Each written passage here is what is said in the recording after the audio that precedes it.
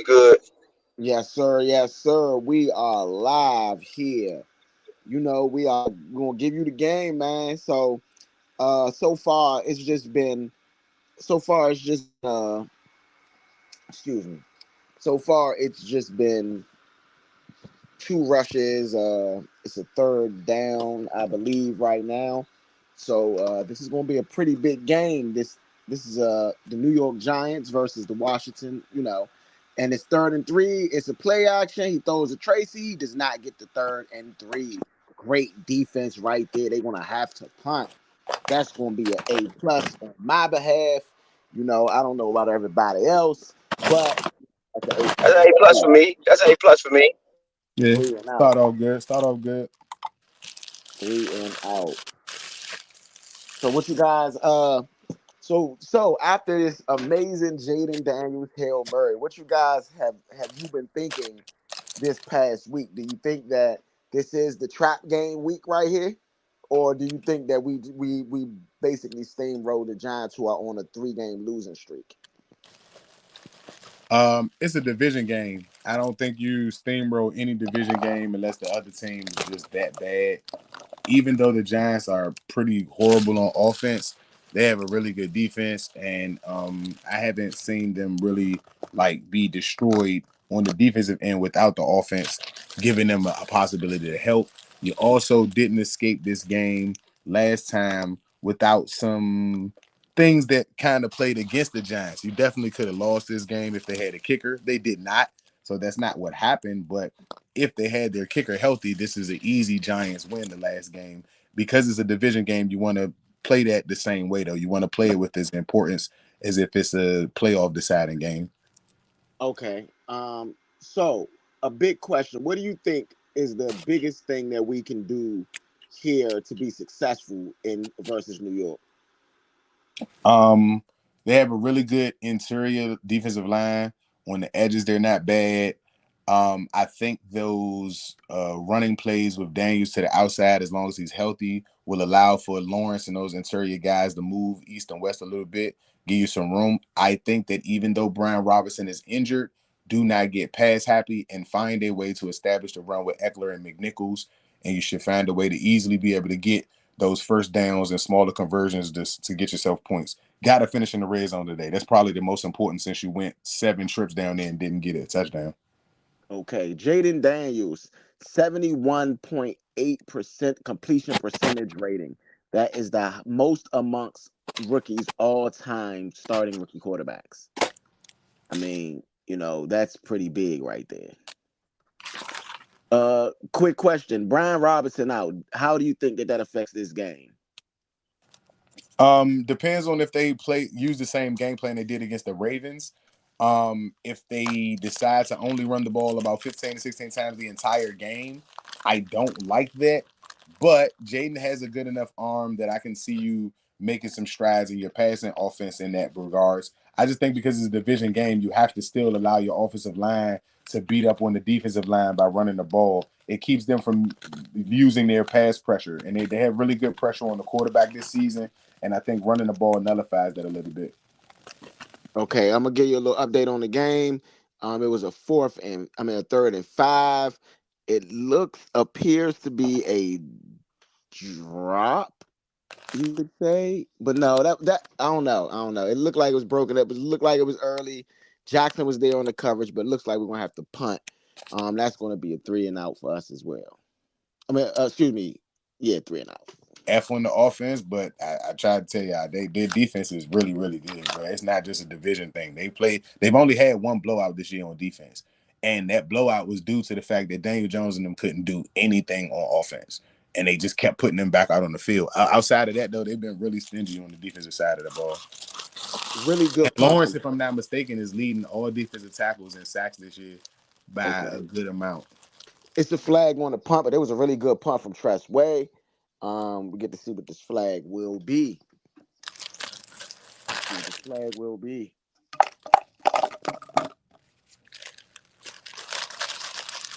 During the return, personal foul, illegal blindside block, number 45. And also something I would like to point out. and I know these are small things, but these are things that I also consider when, just talking about the teams or betting or anything. Brian Dable is going to get fired if he loses this game. Think so? Yes. Your young son, who's not old enough to coach or anything, told you to trade up and get Jaden Daniels if you want to win.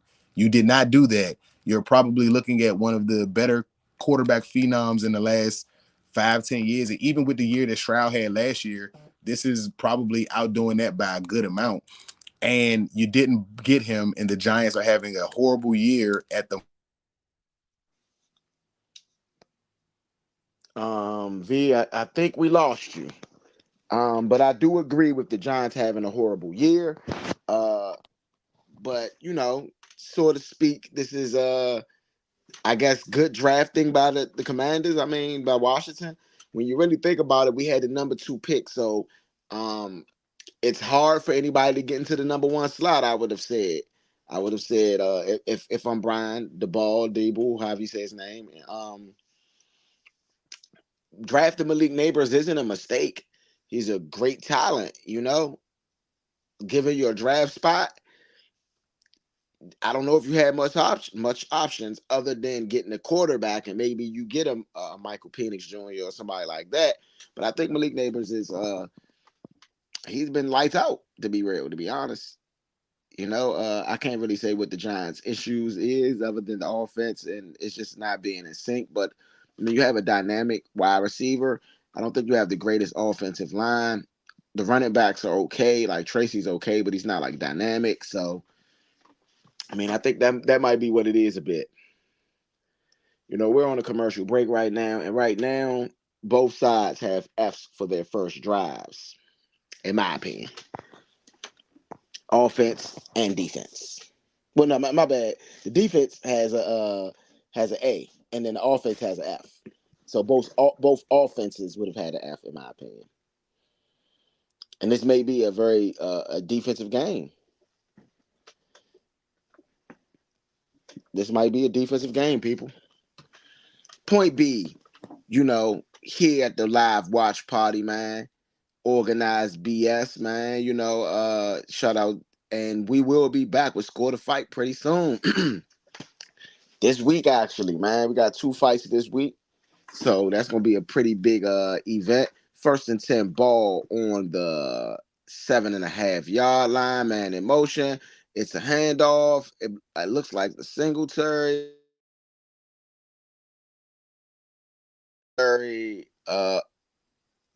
My bad, Tracy, excuse me. Tyrone Tracy, 76 rushes, 386 yards, and 2 touchdowns so far. 2nd and 6. That's like a 4-yard gain on that first carry.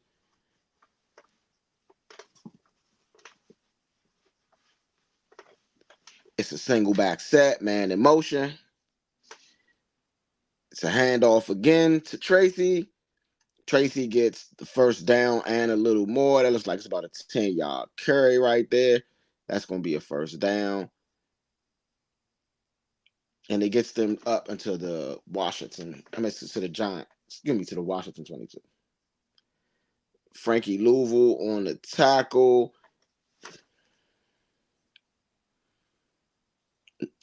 I mean, Louisville didn't tackle him for real, but,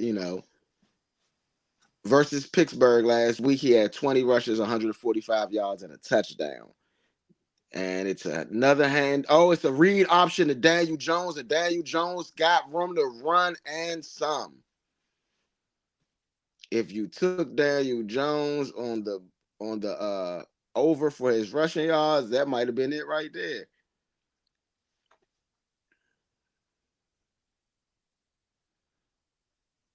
And he just gets on the outside. That appears to be at least a 20-yard run almost. I mean, really good run by Daniel Jones. That's gonna be at like the 40, Not a 46 good look. line. Not a good look at all. One rush, 24 yards. It's a handoff, and it's another first down, and it is more. They are running the ball straight down our throats, and that is Devin Singletary right there. I mean, this has been a drive where they just said, you know what? We are not going to get pretty. We are not going to pass the ball. We are going to run the ball. We going to run the ball. This is what we do. And it's another run.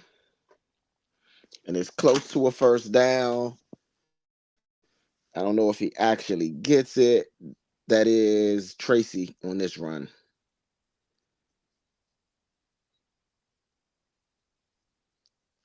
I mean, Dante Fowler, don't get me wrong, he didn't know. I don't know if he knew what to do right there in that read option. They're running a lot of read option, though. 3 rushes, 24 yards for Tyrone Tracy.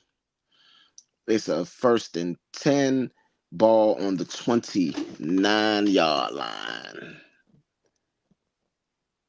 And the Giants are in a single back set.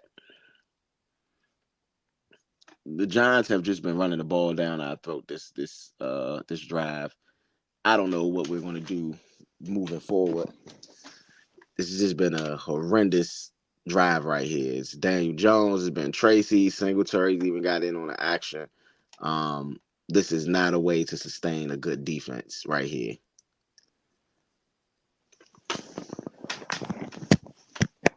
Thank you guys for watching. This is the Nature Network, and on that last play, it's a throw. It is a almost intercepted. Fowler. Oh, that's a fumble. That's a fumble. Thank you. That's a fumble, and it looks like it's recovered.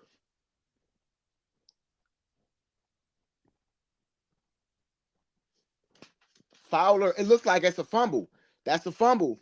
Fowler strip sack fumble. That's what it looked. Well, it would go down as a strip sack fumble. They're trying to see if the hand was going forward. Fowler appears, yes, that is a fumble. He looks like as he was raising the ball, Fowler hits the ball comes out. It looks like a strip sack fumble, and it looks like it's recovered by Washington. It looks like it will be our ball. Shout out. Fowler's having an amazing season, man. Fowler's having an amazing season, man. Yes, he is. Yes, he is. That is big. That was huge.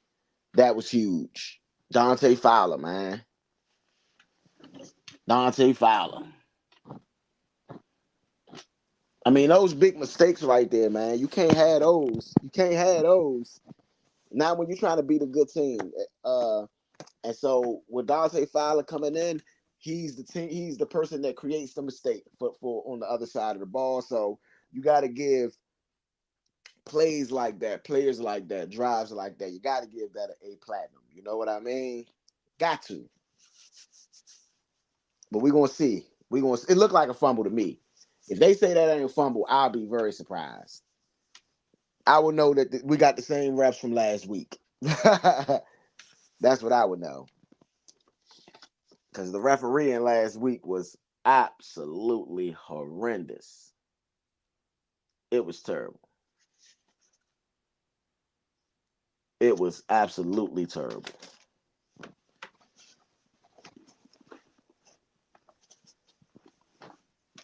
Thank you guys for watching, man. Thank you guys for tuning in like you always do. You know, I am Point B, man, and I'm here to give you guys the play-by-play, the up-to-date, you know what I'm saying? Appreciate you guys. Every time you guys tune in, every time you guys lock in with us, I really do appreciate it, man. Look like we got V back, man. Hey, my bad, guys. Hey, got a call in, so it cut me off. Nah, I feel you. Moms. I'm waiting till they decide. So if it's a fumble, it's an A+ for me. If it's not, then we'll see how the drive ends. Well, yeah. It was going towards the F because they were just running the ball ridiculously down. You know, Tracy Jr. has been good for the Giants. Yeah. Daniel Jones has been bad because they don't have their wide receivers aren't the greatest. The coordinator just had some issues with getting some guys together. Confirmed the fumble. 1st and 10. All right. Good job, team. And we got the ball at the 31-yard line. 8:15 left on the clock. That is a huge play right there. I mean, Dante Fowler has been having an incredible year. And I mean, like, I know. I've been the biggest guy on coming into the games without having no regard of wearing your chin strap or your cup. You know what I'm saying? yeah. Just go hard on the other opponent. Whatever happens, happens. But if you don't score in the red zone here, it's a pointless to have gotten that turnover. I mean, it's not exactly the red zone that we're in. You We're need right off. 15. You need 10 yards. It's a flag on the play. Looks like it's a pass interference. It looks like that's going to be very close to the red zone.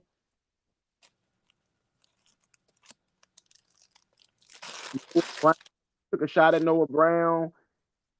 Pass interference, ball placed at the spot of the foul, and that's going to put us like right at the 5. Yeah, you got to. We got to score. We gotta score. Got to score a touchdown.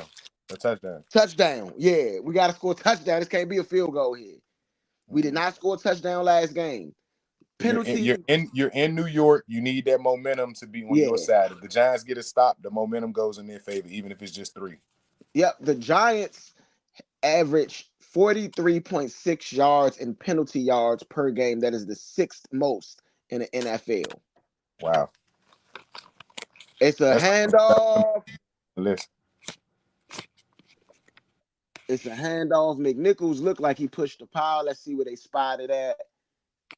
Oh, my bad. Eckler looked like he pushed the pile. Looked like they spotted. I would love Eckler to score here. I do have him on an anytime touchdown today because I, found out Brian Robinson wasn't going to be playing. I don't think that on the betting sites he was still up there too, and I think that was wrong. Who, Brian Robinson? Yes, bro. Well, literally it don't affect your bet. It only affects, if the bet still win, you still, what's the name? He didn't play today at all. If he it's void. Yeah. The bet, the whole bet, not void usually. No, just him. Okay, yeah. Oh man. It just threw me off because I was expecting him to actually have a decent game today.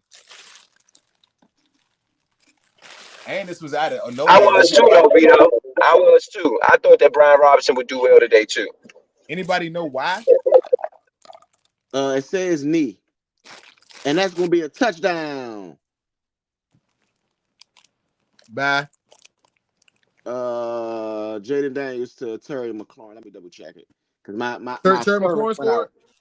Yeah, let me double check it though. All right. Because my service glitched out. Yes, Terry McLaurin, 1 yard. I definitely picked McLaurin to score today. Good job, Terry.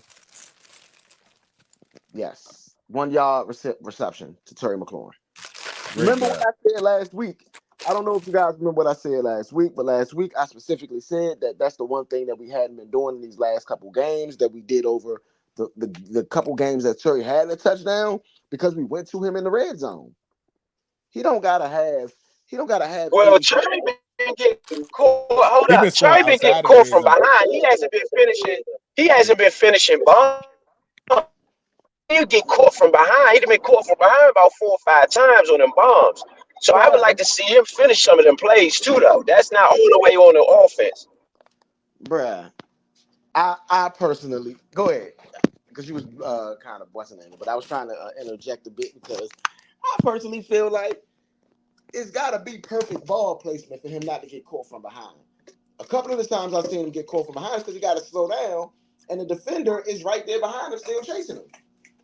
He's not breaking the tackle though, Leo. Like that's also a skill set too. Like to say that you get caught, every receiver don't get caught from behind. You're not catching DK Metcalf from behind, even if you are up close on him. AJ Brown has scored several times with a defender draped on him. So we also are kind of excusing or not paying attention or not giving credit to the extra talent that it takes to finish a play like that. Because you get caught from behind, that's a great play by the defender, but there are receivers that have less of getting caught from behind than they do of what we're seeing with Terry. And there's nothing wrong with it. He's still making great plays. Those plays are putting us in position. But if there's anything to take from it, I understand what Ro is saying as far as just finishing the play. Terry could have definitely scored at least 2 or 3 of those bombs for sure if he jumps, if he just breaks the tackle, you know what I'm saying, for that play. Great plays by the cornerbacks, great plays by Terry making the catch more important than running without the football. All things to be noted, but he could finish those. If he finishes those, then he's probably got 10 touchdowns already. Yeah. Absolutely. I mean, breaking the tackle, Absolutely. yeah, I will say that's a skill. You know, like I say, it's no blame. I'm not blaming him. It's not like he's getting caught and it's keeping us from winning the game, or that catch is the reason why we didn't win or something like that. You know, totally different argument in that regard. But I mean, it took skill for him to get open on those plays. He definitely did that. You know what I'm saying? He came up big in certain games so far this season. I am happy and would love to continue seeing that. Again, he's got a 1-yard touchdown in the division game. And like I remember I told y'all last week, even though I was telling y'all what the public says, I think that Vegas is I think they're with us right now, which is odd to say, but I think that they're riding with our team. And Terry McLaurin knows how it felt to lose here these 5 or 6 years in a row. He's been on this team, so you needed somebody who understood what this game meant. Again, I'm glad they finished the drive. That was something that we all talked about, them finishing drives, getting in the red zone 7 times against this team and almost losing that game. You have to take this personal to show that you're that much better than where they are right now. I agree. So we're going to do a quick game break. Kirk Cousins, 9-yard touchdown reception to Drake London. They are up 7-3 in that one. Drake London scored? Yes. Wow. Good call, guys. Washington is up 7-0 in this game. Dallas does have 3 points. It's a handoff. These are back-to-back handoffs for a total about like 8 yards. One went to Tracy, one went to Singletary. Daniel Jones is going with the hurry-up offense. This is 3rd down, 3rd and 2. Let's see what we do here, man. This is a big play. Ball on the 33-yard line. There is 5:57 left in this first quarter. Daniel Jones hands the ball off. Wow, second effort. I think he gets the first down. Yeah. Devin Singletary on the first down. It was that read option. And Dorrance Armstrong. Come on, Joe Witt. You see that they're doing read option. Why are we not prepared for this? Come on, Joe Witt. Come on, Joe Witt. It looks like he's freezing Dorrance Armstrong every single time with that read option. It's a handoff. Tracy breaks the tackle, spins, breaks the tackle.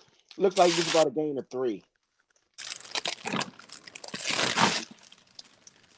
Percy Butler on the tackle.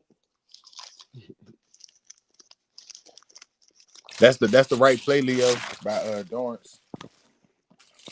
Huh? I said that's the right play by Dorrance, though. Yeah. You've been historically killed by Daniel Jones running the ball. That's the last person you need to get off when you're on that read. You got to hope your does a better job on that. They've only thrown the ball 2 times. They ran the ball 12, now 13 times. And that's a gain of 5 right there. And that is Tracy.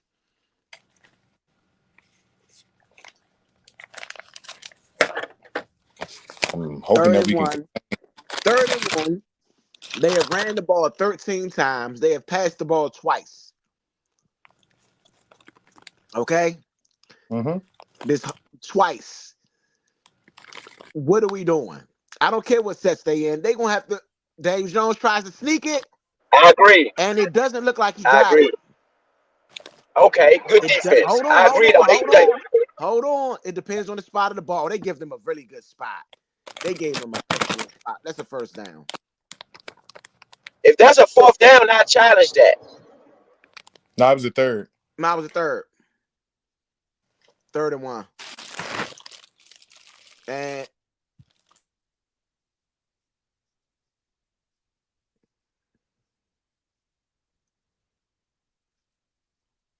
I don't know, man. That was that was close. I wouldn't challenge it, but that was close because it would be too hard to overturn. Daniel Jones, read option. My bad. He hands it off. Excuse me. And the handoff is to Tracy. Tracy has 29 and Singletary has 26.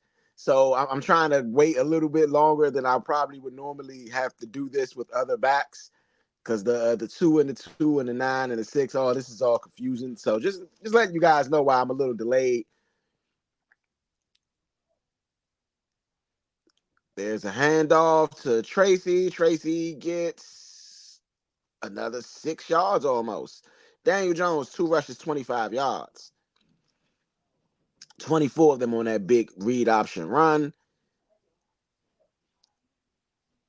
And Louisville gets some good penetration on the play, but he was unable to get around that corner.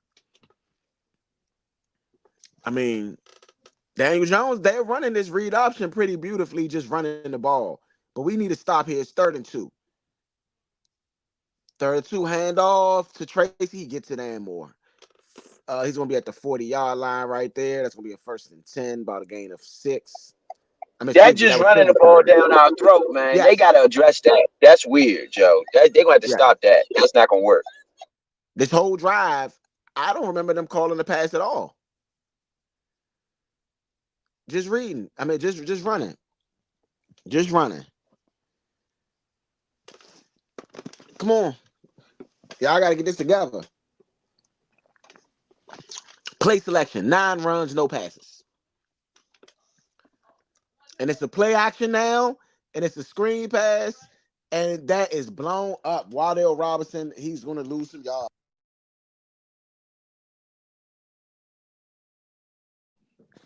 Jeremy Chin on the play.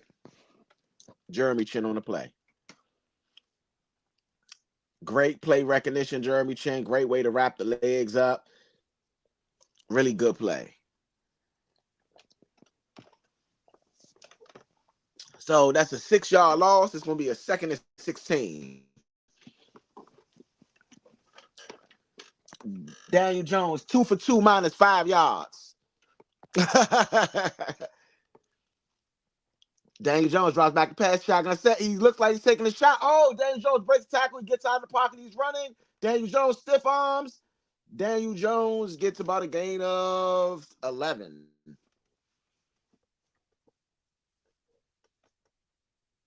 They have to get inside the 30 for a 1st down. So Daniel Jones drops back to pass. We get really good pressure, but you have to finish that play.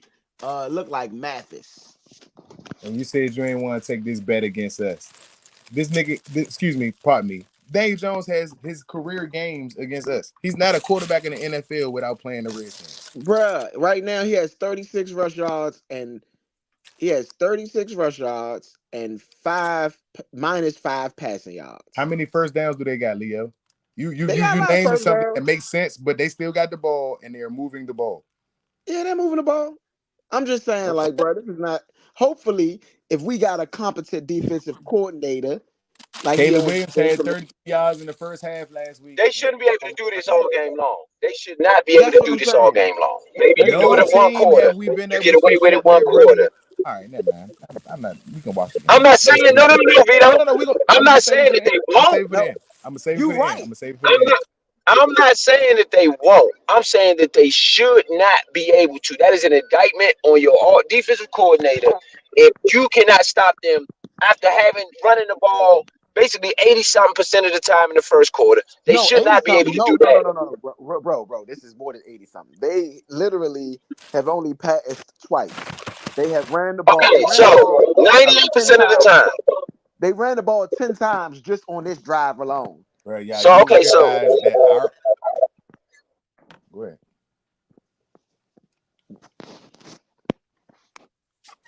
I'm just saying that you shouldn't be able to do it. That's all. I'm just saying is that you shouldn't be able. They haven't been able to stop a team that decides to run the ball all season. So this is actually the better approach for a team who isn't doing good offensively. I agree. It's a good game plan. Hey, you ain't saying nothing wrong when you say that. It's a brilliant game plan. Run the ball, control the clock, keep it out of Jaden Daniels' hands. And Keep Daniel you off. Jones has always beat us with his legs, not his arm. So Yeah, I'm yeah, going to use this strategy. We got two healthy backs. yeah, They don't. So the Redskins can't hold the clock and all of that the same way they yeah, will with Brian Robinson. The best way to keep Jaden Daniels from beating you is keeping him off the field. yeah. I mean, don't get me wrong. I think the game plan is great, and I do agree with you 1,000,000% on the game plan. The game plan is what it's supposed to be. But as far as Joe Witt, now you've seen them run the ball 9 straight times. What? They Not also even have a 9. wide receiver who can beat everybody except for Forbes. I haven't seen him go against Forbes. That's the only one that I haven't seen him go against. But you got a wide receiver that can beat all of your corners. So you don't necessarily want him to get into throwing. Do y'all see what happened the last time that he was throwing the ball? It made Daniel Jones look like he could have a career in the NFL. Well, the thing is that with Malik Neighbors, I think that a lot of NFL teams figured out what to do against him for now. He will figure out a way to get around it, but they're playing high low basically. Safety over top, cornerback underneath. He wasn't beating you on bombs. He was beating you on 8-yard stops. Because Yeah, no but that's why corner they that got. we got once they start running that play is going to be able to stop it. I'm But, almost can predict what's going to happen. They're going but to hold run the on, bro. ball probably entire quarter. This is They will what even start Malik playing play Neighbors. actions. I was saying this is even what Malik Neighbors said he's been having difficulty with in the league is that they're playing safety over top, somebody underneath, whether it's a corner or a linebacker or whatever the case may be. So since that's been the case, and if we play him like that, we didn't play him like that last time. We went man to man on him last time, and he tore us up. If we play him like that, then it might be something that we are substantial at. I don't want Daniel Jones to just dog us, and that's going to be another first down right there. It's not about wanting. It's about what he's been able to do since he got drafted. You cannot want it. It's the same way that teams don't want Jaden Daniels to do good against him. Some shit just is, bro.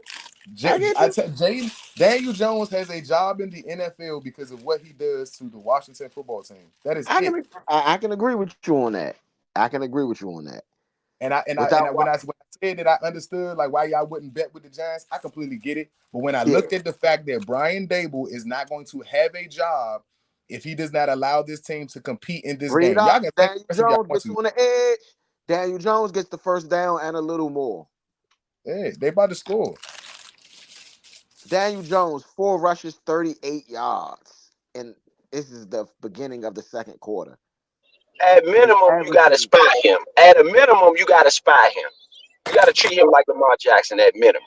Because they're playing like Lamar Jackson.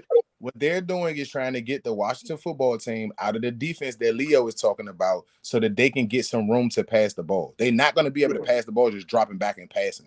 So running the ball, which they know is our weakest point in our defense, which everybody says is the pass defense. I said since the preseason, our weakest point is second down run play defense. Action, he throws the ball, and Noah eye on the tackle of Tracy.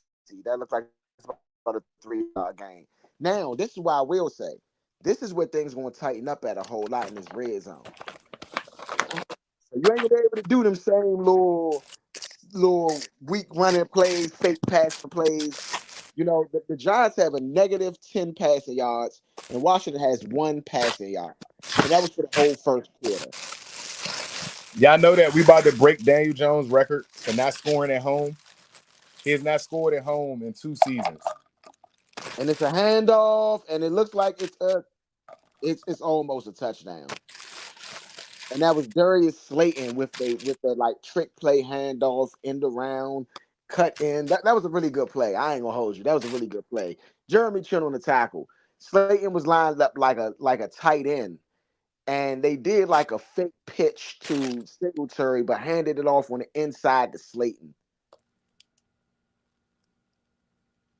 Yeah, I mean, that was a really good play. That was probably one of the best plays I've seen the Giants ever call. That was a really good run to play. Play selection on this drive, 2 passes, 13 rushes. And they are on the 2-yard line. It's a play action pass. He throws to the back of the end zone. It is caught. Touchdown, Giants. Told y'all. Nobody likes listening to Vito. Chris Manhertz. First touchdown in 2 years. He only has a job because of what he does to the Washington football team. Yeah. I mean, this was a Knows heavy this team better than he knows any other team. This is the Percy closest on. team to being bad as the Giants were. We're the closest team to what his level of success has been his entire career, and that's how he keeps a job, by playing and beating our team. That's it. If On he did not Percy beat us, Butler. he would not have a job. That touchdown was caught on Percy Butler.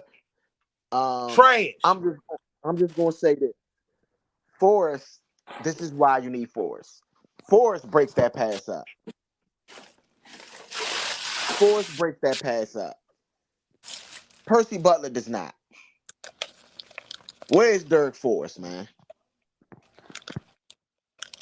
And Jamie Davis, they cut Jamie Davis. I don't know. Our big son did post it in the group chat, so I just wanted to run that by the guys and how they felt about the cutting of Jamie Davis. He's playing I'm for the good Packers with right that. now. I'm good with that. It's 2 games he didn't even start this year, and he wasn't hurt.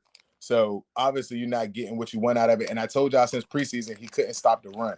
It's not about the pressure that he could have brought. At that position, you have to be an edge rusher, not an edge protector for Dan Quinn. He got no sacks. It doesn't help when you can't get pressure. And the defensive linemen and Fowler have done pretty good this year outside of when they've played when Jamin Davis hasn't. That's my opinion.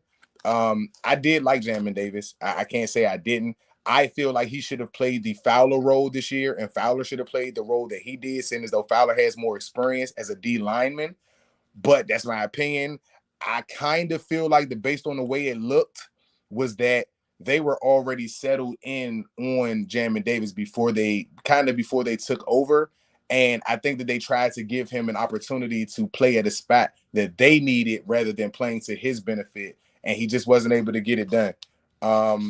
I do wish him luck because I do like the player. And the Packers genuinely take our players and do pretty well with them, aka the Preston Smiths of the world and stuff like that. So we'll see what they got going on over there Not in a just few Preston weeks. Smith, man. You said you just went over the guy. Their Super Bowl MVP, man. I.e. Desmond Howard. That's bro. That's so long ago. I'm talking about recently. Like that don't even count. That's a Redskin. We didn't trade a Red. Preston Smith wasn't a Redskin. Oh yes, Preston Smith was. Yes, But again, that's ages ago. And Desmond Howard is a Heisman Trophy winner and the MVP of that bowl and all. Cool. He wasn't playing with us, so I don't know why that was important. He wasn't even great with us like that. He was good, but he wasn't great. He don't got no standout records or nothing like that here. He's a decent receiver. He wasn't even a real receiver. He's a return man. I'm just saying, bro. Preston Smith has records with them in sacks. He has like tackle records with the Packers. That's what I'm saying. Like he has something a little bit more substantial that's more consistent. Let me say that, not just one game. After that, Desmond Howard ain't do nothing with the Packers. Hey, man, he won him a No, Desmond Howard was good with them. He was good with them, with the Packers. He was a receiver with the Packers. He definitely put in work. He definitely put in work with the Packers. Bro. Not more than Preston Smith. He was a Super Bowl MVP. They don't win that Super Bowl without. They didn't have no offense. That was the only offense they had that game. Dorsey Levin scores and he scores. That's the only offense you got. Right. You got to give it to somebody. Right, but he ran back a punt and a kick. He ran back a punt and a kick in the same game. That's what I said. That's where your scores came from. You got Dorsey Levin, you got 2 touchdowns from him. He got 2 of them. You got if Hester runs kicks backs in the Super Bowl, you're gonna give it to Devin Hester. Like it's what's gonna happen when that person is scored the more points in the game. You know what I'm saying? And your starters don't. Understandable. I'm not taking it away from him. I'm saying that Preston Smith is a more consistent football player for the Packers today than Desmond Howard was back then. He has the MVP, but he never panned out to be a number 3 receiver of consistency. It was Desmond Howard caught some passes here. We're waiting for him to return the ball. And Jaden Daniels read option. He gets on around the corner. That's gonna be a gain of 8. That's gonna be a gain of 8, and it looks like some drawing between Jaden Daniels and the Giant sideline. Really good read option, and it looks like that's Burns that he beat around the corner. Yeah, he beat Burns. Excuse me, around the corner. 2nd and 1, handoff to Austin Eckler. He does not get that one. It does not look like it. And It looks like some drawing between Burns and Davis. And Bates. Excuse me, Jesse Bates. Yeah, I said Jesse Bates. Y'all know I'm talking about Bates. John Bates. John Bates. There you go. Thank you. Appreciate it. First, they did give him the spot, so it's gonna be a 1st and 10. Daniel Jones. I said Daniel Jones. Jaden Daniels is in the shotgun set. He play action hands, and it's a shot. Throws it. It looks like it's a catch. It looks like it's Noah Brown. It looks like it's a 1st down. I mean, Noah Brown, I don't know what the hell that was. But good catch, though. Good way to keep your feet in. Oh, I don't think his feet. Oh, man. We got to hurry up and run this play. I don't think he had both feet down. And they might give him to him because of his shin. His shin probably touched, but I don't think both feet ever touched.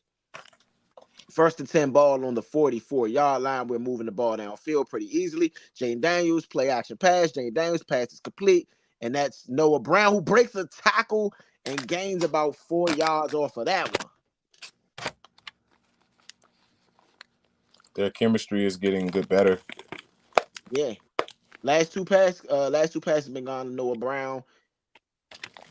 And so Noah Brown is an honorary captain for this game, actually. What? Yeah. We don't have any team captains. We pick new team captains every week until the playoffs. Oh, that's dope. Hand the ball off, and that's Austin Ekeler. He got some space. Austin Ekeler, like a little wrecking ball, man, going through giant defenders, and that gets us down at the 22-yard line. We are approaching the red zone. That's about a 20-yard run right there. And McNichols goes one way, Ekeler goes the other way. They hand the ball to Ekeler. Ekeler breaks a good tackle and keeps going upfield. I think Ekeler needs more carries. Ekeler needs more carries. He needs more touches. All right. 1st and 10 ball on the 21-yard line. Bates is in motion. Oh, no, excuse me. Sennett is in motion. It's a screen pass to Ekeler. Ekeler gets the ball. Ekeler is about a 9-yard reception for Austin Ekeler. See, that's what you can do with Ekeler that you don't have to run the ball with him with. You know what I mean? Like when you got Ekeler, Ekeler is a weapon. They lined him on the outside as a wide receiver on that play. You get what I'm saying?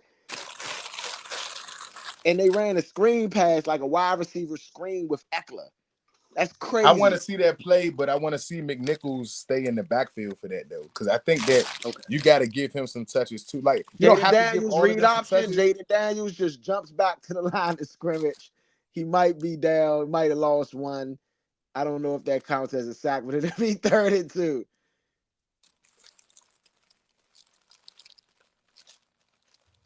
I think McNichols has some of that Brian Robinson power, not as much, but I think the ball runs off low for that level. Later. It was a read option play, and they did not go for it at all. 3rd and 2. We are 46% on 3rd down. That is 4th in the NFL.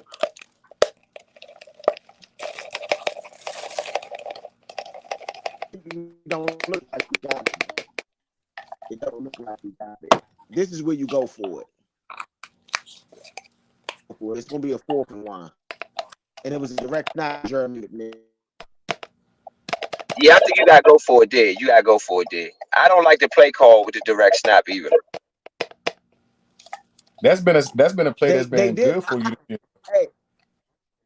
Hey, I ain't going to hate on it. It was a read option of Jaden Daniels. If you had that ball off the Jaden Daniels, I would have liked to play a lot better. It's a 4th and 1. What are we going to do? Play action. Jaden Daniels running. Jaden Daniels gets the 1st down. Jaden Daniels out of bounds at the 6-yard line. 1st and goal. Good play call. Good play call. Great play call. In fact, that was a great play call. Yeah. And that's why I said I didn't mind the direct snap. The direct snaps I've been actually working for us. I think you actually ran into their strength though. That's what DeMarcus Lawrence is. So you kind of ran into their strength. But the play right after that, great play design. Great way to get. I mean, when you really think about it, yeah, you got Austin Ekeler coming across like he can run a jet sweep potentially, and then you fake the handoff to Jeremy McNichols, but Jeremy McNichols does go out for a pass in front of where Jaden Daniels running. So I really love the play design. That's a handoff right there, and that's McNichols. And McNichols gets down to the 1 yard. Excuse me, Eckler. Eckler gets down to the 1 yard line. Oh man, Eckler Great run. Bullying. See now this is why I said the last game, because the Giants, you didn't stop the Giants from scoring a touchdown, but you stopped yourself a lot of games last game scoring touchdowns. So you got to finish these drives with points that are not field goals. Second and goal, hand the ball off to Eckler. Eckler bullies. Eckler's in. Can we get it's a touchdown? Austin Eckler. Oh, touchdown. Yes, indeed. Yes, indeed. Yes, indeed. Yes, sir. Yes, sir. A platinum. AV. That was on your board last time. Terry was on your board. Austin Eckler was on mine. That's it. Your defense got to stop them, though. You cannot let the Giants keep themselves in this game. Yes, sir. 14-7. Well, let me not speak. And the kick is good. And that's going to be 14-7. 6:21 left in the second quarter. Austin. That's big. That's big. Austin Eckler on the rush. Yes, sir. Austin Eckler. Hey, man, he's been a big addition, man, since we got him on the team. He does a little bit of everything. That's exactly what you need.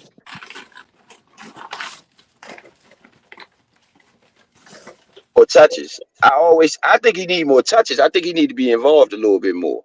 You know what I mean? I just think he got to really they got to give more opportunities, because all season long, even dating back to the preseason, I don't even care if it's on kick returns. Every time he touches the ball, he's made something happen. So I just think you got to really get him involved a little bit more. I think he should be more involved in the passing game. Definitely wouldn't mind him getting some more carries. But what he's go ahead, Vito, my bad. Go ahead. No, I was just gonna say what he's good at. I just don't feel like we're taking as much advantage of it. It's a lot of things that we can do well so far this year, and I'm really excited about the fact that there's tons of ways that we can attack teams. I think the more and more these guys play together, the more they'll find that balance where, you know what I'm saying, where he can get these guys and put them in right position and stuff like that and get them to work. It's gonna take a little bit of time, but I think we're doing all right so far. Jose Ortiz said, should we fire the ball, meaning the Giants? He's a Giants fan, obviously. He said, should they fire the ball? There you go. Mm-hmm. And try to hire Big Johnson. That's what he said. This game mean a lot to him. I mean, at least to them, based on him and shit as a coach. Because if he don't win this game, like I said, that the internet doesn't help your job today. Like back in the day, not having the internet, a lot of these coaches probably kept their job way longer than they should have. That report or that video of his son being in the room when they were doing the drafting and they asked about Jayden Daniels. Like Yeah. Yeah. You hear me? Yeah. All right, my bad. Can you take over the play calling if you're watching the game and watching it? I technically can't because I'm in the car. So I literally just got in the car and y'all have the game. If I turn it on, I'm not gonna be on the pod. No, I got you. Rose still there? Yeah, but he said second half. Give me a second though. I'm gonna make sure everything good.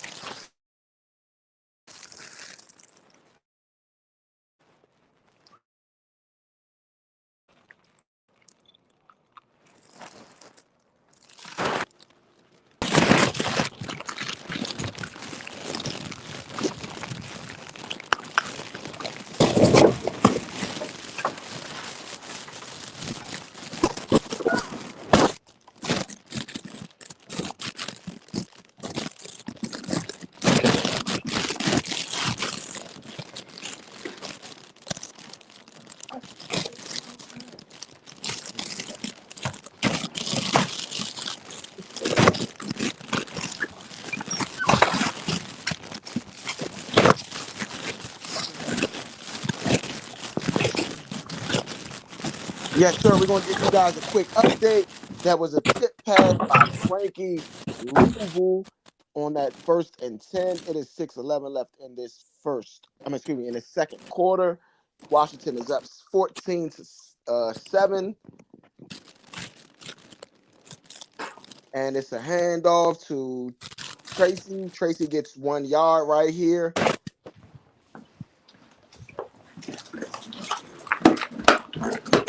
And I guess they're letting Tracy know that his day is over because last couple drives, man, they just been running the ball. Daniel Jones, 5 rushes, 50 yards.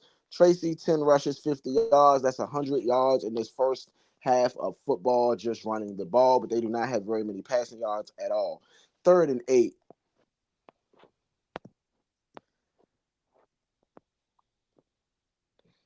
Third and 8. Daniel Jones drives back to pass. Daniel Jones gets pressure. Daniel Jones is incomplete pass, and that is Jeremy Chin on the defense. Jeremy Chin's having a really good game. It's a 4th and 8, and it looks like the New York Giants is going to have to punt.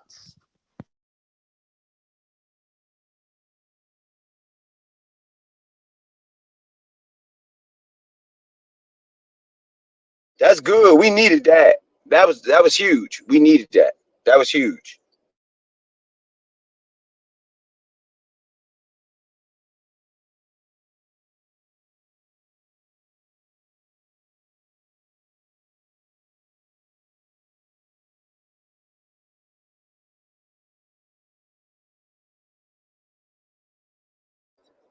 Yeah, that was huge. That was huge for the team right there to have to to force a punt on a 3 and out. That was huge.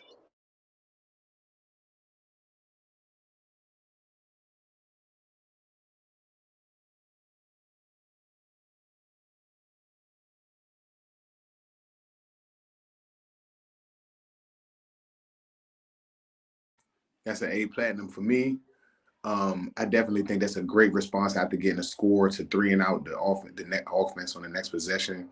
You essentially didn't give them any time to do anything. You get the ball back, you've got time. You can do whatever you want now on offense.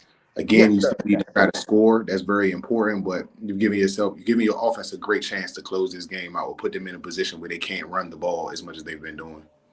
No, I think we need to score a touchdown here. I do. I think that You a said what? touchdown. I think we need to score a touchdown here. A touchdown. I'm with Point on this one A too. field. I No, would no, like to see us y'all score ain't hear here. what I just said. That's exactly what I just said. I said that this takes them away from being able to run the ball. They no longer will be able to run the ball on you, and that's something that you have had a Right, hard right, time with right, right now. right, My You make right. them And one my make it dimensional. easier. Yeah, you're right, Vito. I get you now. You absolutely right. point along the lines of like any points. I'm saying Totally agree. I think that they need a touchdown as well. I don't think it's just a field goal. I think the touchdown means so much more. I was just saying that I think that our defense did a great job getting it on a 3 and out right after a score. That's crazy. Yeah, we had trouble with that this year. It's really just it's been score for score. A lot of scores match. I mean, other than the blowouts, but that was huge. That was huge for sure. And it's a division game. You know what I mean? You want to get as many points as you can, get away from them as you can, make it as incomparable as you can for them to come back.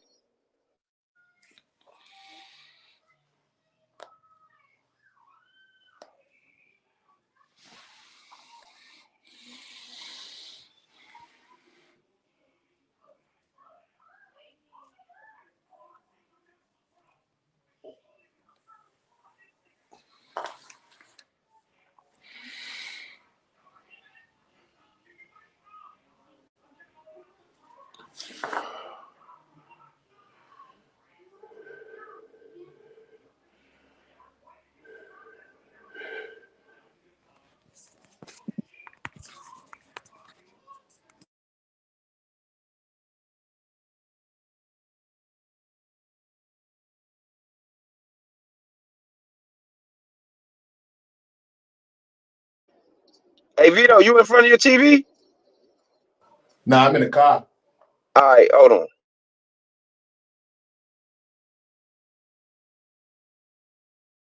Y'all my Sonny Jurgensen today.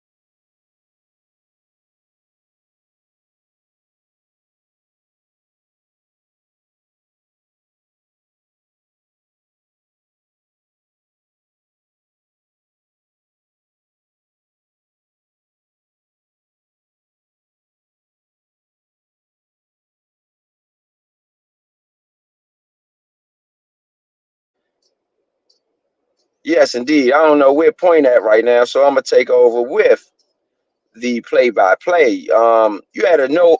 It was a 14. Washington has the ball back. It's 2nd and 12 on the Giant 46-yard line. You have Jeremy Nichols with the run, a 2-yard run.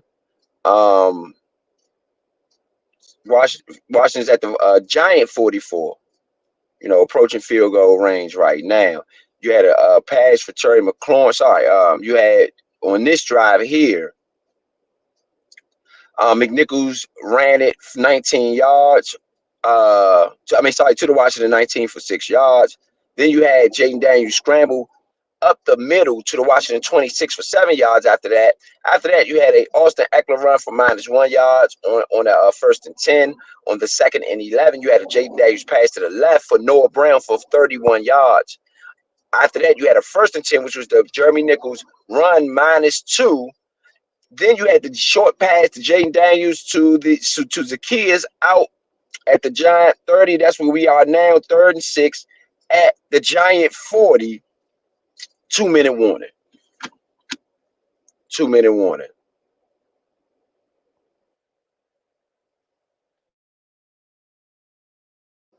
So what you think so far on this drive, man? You think they're gonna get it in? What they got 2 minutes, 3rd and 6. What you got? Is field goal to touchdown? What you got, Vito? I think right now you're settling for whatever the defense gives you. Not my approach, not my analogy, but what I'm looking at, I would say that based on what you said, we're just looking to take off as much time as we can before putting ourselves in whatever the scoring position is. We ultimately have an opportunity to kick a field goal. You have to get this first down in order to think about a touchdown. But right now, I think that what you're trying to do is take as much time off the clock for the Giants. Rest your defense a little bit since they did get them 3 and out right away. Give your defense an opportunity to get you the ball back, maybe again with a few seconds left. But I don't think that's for you to score, but more so for you to just, shut them off or keep them off the field. You want them to have the ball with less than 1:20 or something like that, so that at worst they're only trying to get a field goal if they're able to play into that. If you get this first down, you can probably end this half with the ball and a score. And I think that would be the best way to look at it from my standpoint. I would really try to get this first down and try to run out the clock as much as I can and try to get a score that way. Field goal or a touchdown in that regard is fine, but I would love the touchdown right here.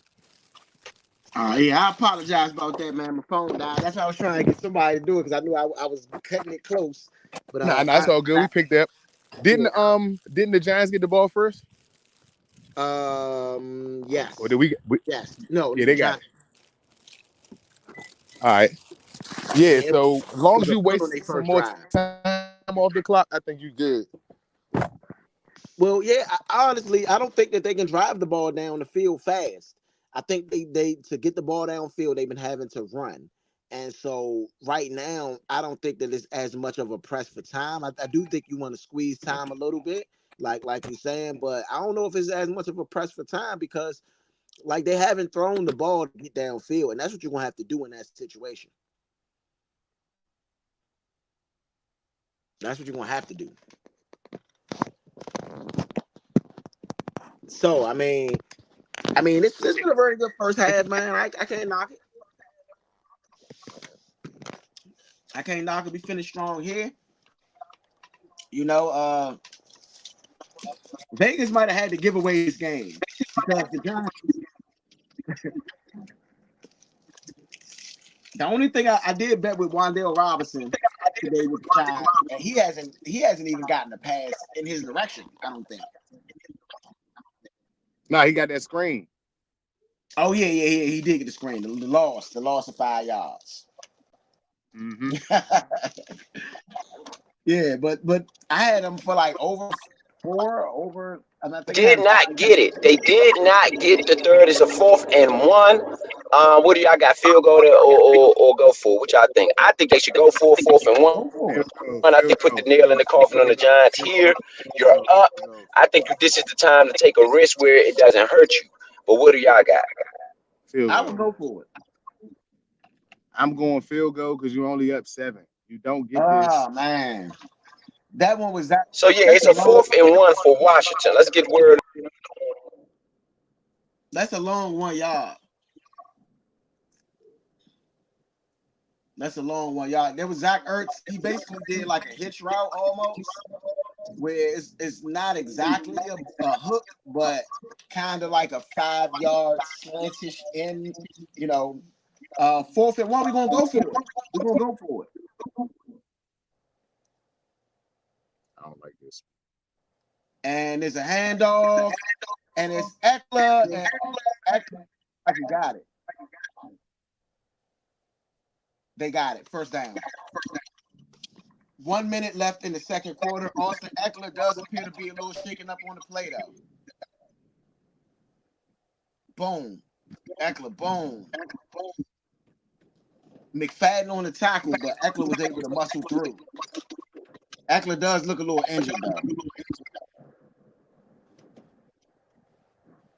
And the play is up for review.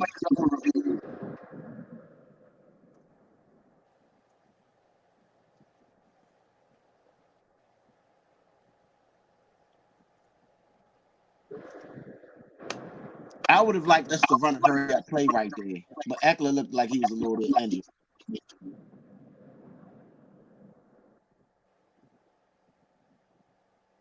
Now, this is one of the things that in review plays, you think about. You gotta be able to definitively, without a shadow of a doubt, say that that's what happened. And so, if it's close, then it still goes the way that it was called on the field.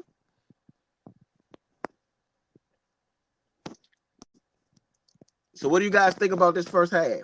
Oh, I'll just roll with me.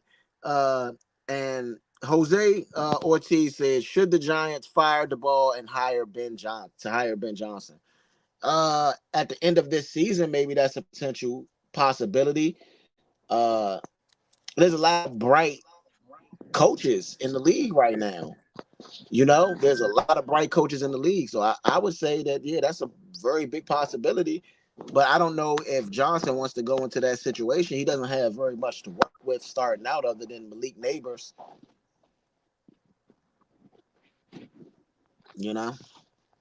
So to answer your question, I don't know, man. Maybe, maybe not.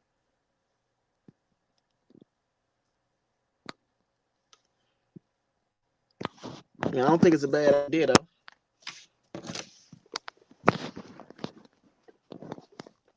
Here it is. 1 minute left in the second quarter. Washington is up. This is a review play of the 4th and 1 to see if Austin Eckler actually got the first down. If they do, it is 1:06 left on the clock. And you have Washington driving. If not, the Giants will take over the ball with one possession and a minute to play in this half. Decisions.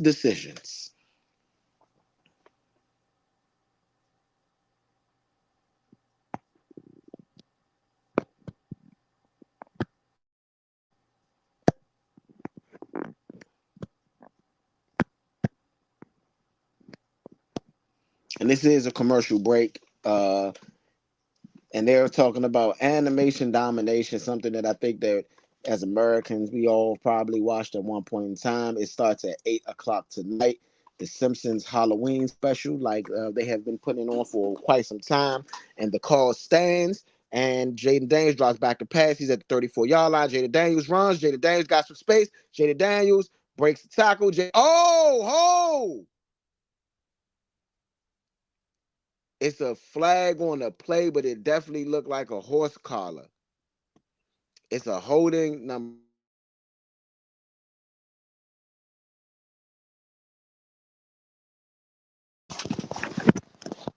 That is Nick Allegretti.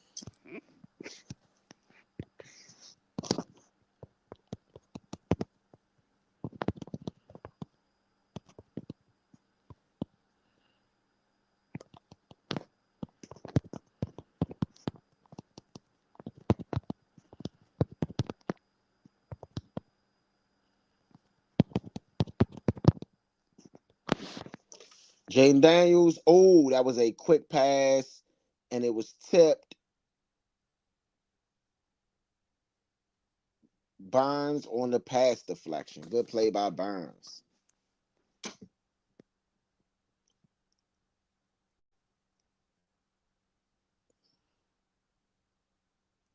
So it's going to be a 2nd and 20 after that holding penalty on Nick Allegretti. Brian Burns this season, 32 tackles and 5 sacks. We have 3 timeouts remaining, and it's 2nd and 20. We are about maybe 5 yards away from field goal range. Zach Ertz entering the game pretty late, and it looks like it's going to be a timeout Washington. 40 seconds left on the clock.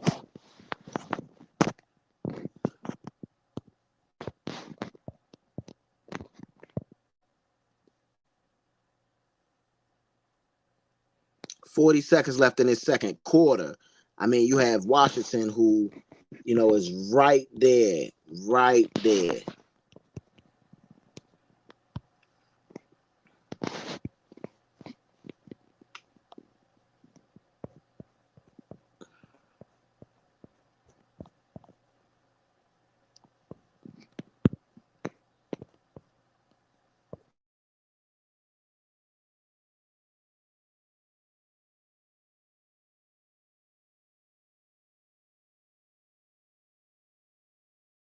So we called timeout because we tried to alleviate a penalty. The Giants were screaming. It's a handoff to Austin Eckler, who only gets about a gain of 3. It's not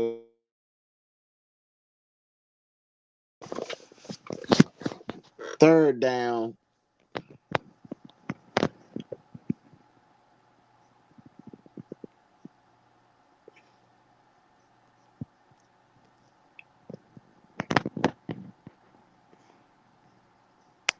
Okay, Washington uses his 2nd timeout.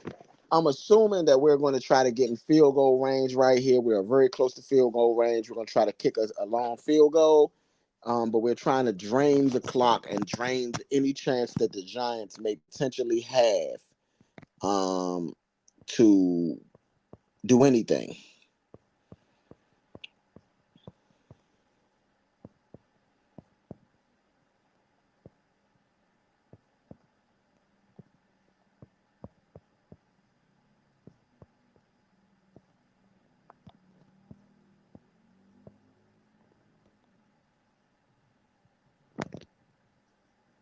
$19 is a whole lot for a person like Jayden Daniels. We are 0 for 3 on 3rd down conversions.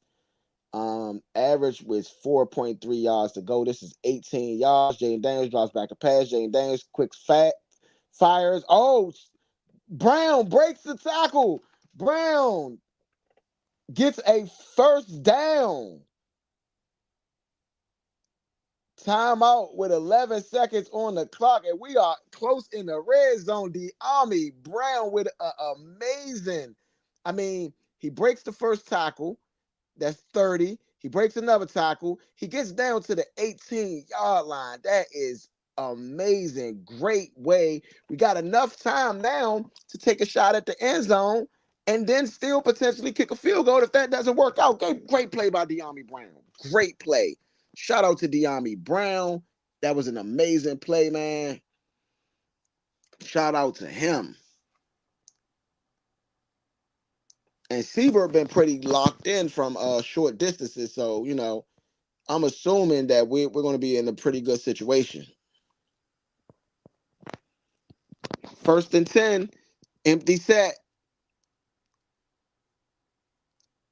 Jayden drops back pass, throws it, caught, touchdown! Terry McLaurin for his 2nd touchdown of the day. Scary Terry! We are up 21-7. This is big. This is huge. 21-7. Washington. 21-7, dominating. And that for me, that is cash on another potential bet right now, potentially. Because Jayden Daniels has 2 touchdown passes, both to Terry McLaurin. Terry McLaurin out there dominating.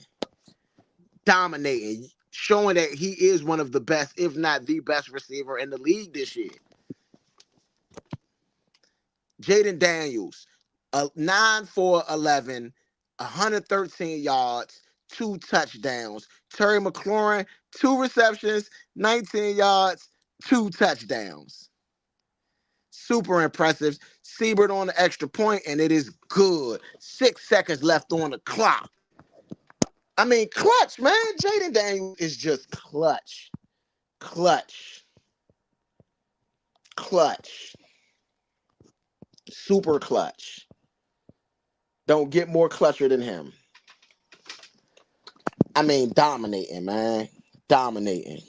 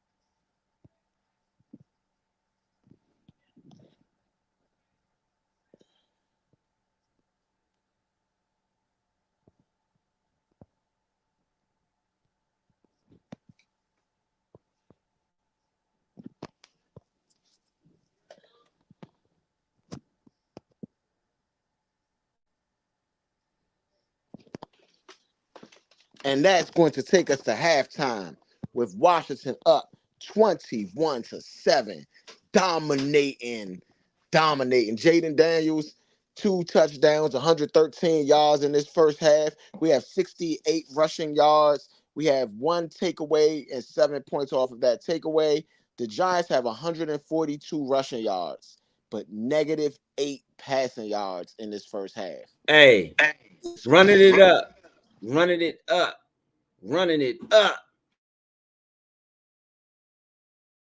Hey, so what you got to say about the first half? This team is showing that it's learning how to win consistently. Despite me being hard on them, you just threw out. I'm a hard fan. I'm just not one of those fans who kind of accept any old thing. I'm a hard fan, you know what I mean? And just from what I'm seeing out of them guys, they really learning how to win. They're becoming consistent. It's about to be 7 wins in the first nine games of the season. I mean, it's getting to be a little scary. Now, mind you, I think it might be a little fool's gold. Let's be clear about this, because the teams we beaten aren't good. What you say? I said the teams we are beating, they aren't good. So it may be a little bit of fool's gold wrapped in it. However, you play your schedule too, you know, and you play who's on your schedule. So nah, bro, I can't even just take it that way. Even if they aren't good, right? Let's say they aren't good. The reality of it is that we're beating teams that we're supposed to beat, if that's the case. Well, the Dallas Cowboys did that under Dan Quinn the whole time he was there, and then the playoffs came and it was 1 and done every year. And now you see where that has led them to where they are today. No, they are where they are today because of all of the other bad situations that they got over there. You're not going to keep a coaching staff together, but for so long, right? So when you got your opportunities, you got your opportunities. Dallas had their opportunities with that staff that they had with Quinn and McCarthy. They won 12 games 2 years in a row. 3 years in a row, I think. They won 10 games every year McCarthy has been there, I think. Maybe not the first year when we won the division. But 3 out of the 4 years, they won 10 games or better. 2 of the years, they won 12. That's their opportunity to make their playoff run. You're not going to keep people together forever. So, but the reason that was because of with the Cowboys, they would beat the teams they were supposed to beat. But then the playoff time, the goal come, and they didn't really play nobody. They didn't really beat nobody. So this is great. Don't get it twisted. But these teams aren't good. The Giants have beaten us. To Vito's point, they've given us a lot of trouble over the years. Even this year, probably should have beat us in the first game. However, this is not a good Giants football team. Let's not fool ourselves. Let's not kid ourselves. Yeah. I mean, I can agree with that. They're not a good team. This is a good Giants team, though. It is a good defense. It's a good and Giants I will defense, say that. and I think that, yeah. Not only is it a good Giants defense, but realistically, this is a team that we feel like right now we're supposed to be able to beat. And right now, we are beating them convincingly. You get what I'm saying? You got to do your job when it's in front of you. We can't talk about the Baltimore game, or we can't talk about a powerhouse team that we may play against when we do have teams that's not a top Power 5 team that we play. If we don't beat those teams, then we don't even, we shouldn't be talking about a bit. Our season is going to come down to the Philadelphia Eagles. That's what that's my season is not going to come down. In my opinion, our season comes down to week. Everybody is concerned about the Power Fives or mentioning those guys. Well, guess what? We've essentially only beat 2 non-playoff teams this season. Everybody else went to the playoffs. Okay? If the Bengals didn't go to the playoffs, they're still playing against a primetime Joe Burrow, which is essentially would have almost won that game if our rookie quarterback did not come through the way he did. The Browns were a division-leading team last season. Whether Deshaun Watson was the quarterback or not, that same defense was also top 5 last year. We beat them so bad that everybody discredits their record and what they're doing this season. The rankings are based on what they did the year before until the year, which is this year, is currently played. So, based on what we faced last year and those teams and those records from those teams, we've only played 2 teams with a non-winning record, which is the Giants and the Panthers. Teams aren't good teams, though. They're not good teams when we play them. They're not good teams. The Giants outside of Joe Flacco, the Giants are not a good team today. They weren't a good team yesterday. They weren't a good team the year before, but they still ended up making the playoffs via however they made the playoffs. They were good. They won solid games against some solid competition. To be honest, they beat the Ravens that year. They won some good games that year. I think they were really well. I think they were coached really well that year. I don't think that they played the best. I think they were coached well that year. Either or, guess what? They went to the playoffs that year, so that would be a good season for their franchise, regardless of how I feel. It's a good season for the franchise. All right? But this team this year isn't good. Do you expect to beat them? Yes, you don't. You would look at yourself a different way if you lost this game against them with all of the progress that you've made in prior weeks. This game is not like any other game in the NFL for us, just as much as the Eagles game and the Cowboys games. Now, if this team is projected to do what we all feel like it is based on doing now, then guess what, guys? If we beat this game, history tells us that we're likely to split with the Cowboys and the Eagles if we're going to do something in the postseason.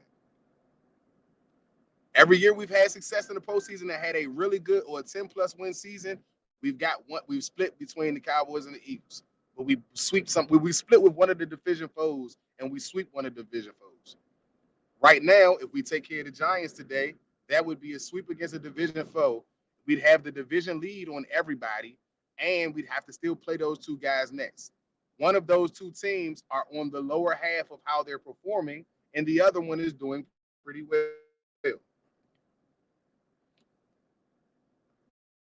The teams that we're supposed to beat, remember we talked about it? That's how you change the culture. You beat the teams that you're supposed to beat. Far too many seasons we're in competition with the Panthers. When we were a much better roster, we would be in competition with the Panthers. And we'd be trying to figure out why. We'd be going back and forth or losing to the Giants when we have the better roster between the 2 teams. This year, outside of just the names and the roster, we're playing better than the bad teams. And regardless of who's on that schedule, that's all you can do as a team is beat the people that are on you. All you can do is play who's on your schedule. That part I agree with. You can only play who's on your schedule, right? Like that's really just how the Cowboys and the Eagles was in the playoffs last year. But guess what? We all are playing the same teams. So they didn't get an easy schedule. Ours just easy based on when we're playing these teams. I don't use that as an excuse either because injury, everything is random. Everything is random. We didn't know we wasn't going to have Brian Robinson today. Like every team doesn't have the perfect roster every week. Kansas City Chiefs are undefeated with a major injury almost every single week. Yeah, but I'm going to say when you think about the top 6 teams and when you look at the NFC, let's look at it. and see. I'm think, and then maybe this is premature, but you got to look to the playoffs at some point. I mean, it's about to be 7 wins right here. You 7-2. You are a half a game behind the Detroit Lions for the #1 seed in the whole NFC. Right. The next team under you is the Falcons. The Cardinals are 4-4. Amazingly enough, the Cardinals are 4-4. That's why. That's crazy. Yeah, so everybody in the NFC West is tied. All right, so the top on the NFC side, you would have the Lions right now. If the season was to end today, the Lions would get the first round bye. We would be the 2nd seed. The Cardinals, because they lead the division in the West. No, the Falcons would be the 3rd seed because they lead the division over there in the South. And then the Cardinals would be the 4th seed. The wild card would be Vikings. The Vikings would be hold on though. That the Lions. Okay, that division is crazy right now. I'm sorry, I'm gonna keep it real. That's the NFC East from a couple years ago. And the Lions are 6-1. The Packers are 6-2. The Vikings are 5-2. The Bears are 4-3. Right. Every team in that division has a winning record, and they all are 3-1 at home. Oh, it doesn't say the conference wins and stuff like that. So then you got to get into that. So the North, the NFC North, the Vikings and the Packers will both get wild cards. All 3 teams will be the wild card property. The Vikings, the Packers, and the Bears will probably be wild cards. No, the Bears wouldn't make it because the other teams got to have. Oh, the Eagles will be the other wild card team because they're 5-2 too. So when you look at the 7 playoff teams, it would be us at this 2 seed. We would end up playing the Eagles or the Vikings. Yep.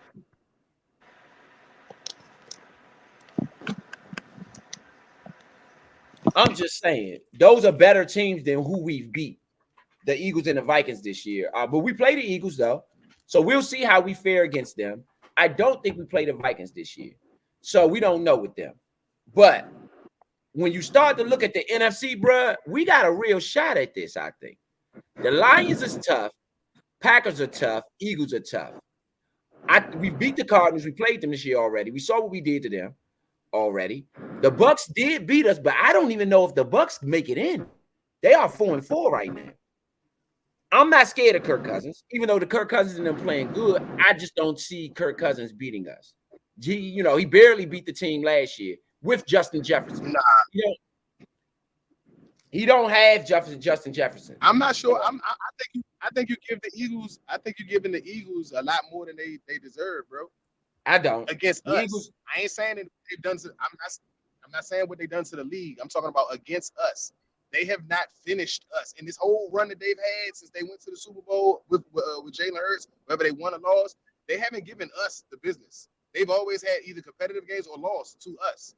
So out of everybody that they beat, they only beat us real bad that year that we was tanking and shit like that. No, not that year. The year before that, they got like a 7, maybe a 7 or 8 point win. The Eagles got the best defense in the NFC East right now. They have the best defense, point wise, by 30 points though. By 35 points, they have the best defense. We are second. Cowboys are last with the worst defense in the NFC East. So I'm just saying, fuck y'all, man. God damn, man. Fuck. It's things that go on within this that I just think that the Eagles are going to be a tough out, man. They scare me. If anybody, and I'm not saying we can't beat them. I'm with you, Vito. Last year they barely could beat Sam Howell, right? So and one would guess that they had a better team last year than they do this year, at least record-wise. During this time last year, they was 8-0. Right now they're 5-2. I mean 7-0. So right now they're 5-2. So you would guess that they would have a better team, last year than they did this year. First half stats. Let me just run through the first half stats. Washington 68 rushing yards, 113 passing yards. I can get it. Can you? I can hear you. I got you. The second half just started. The second half just started. What do y'all want to see out the second half? What y'all got in the second half? It's a kickoff right now.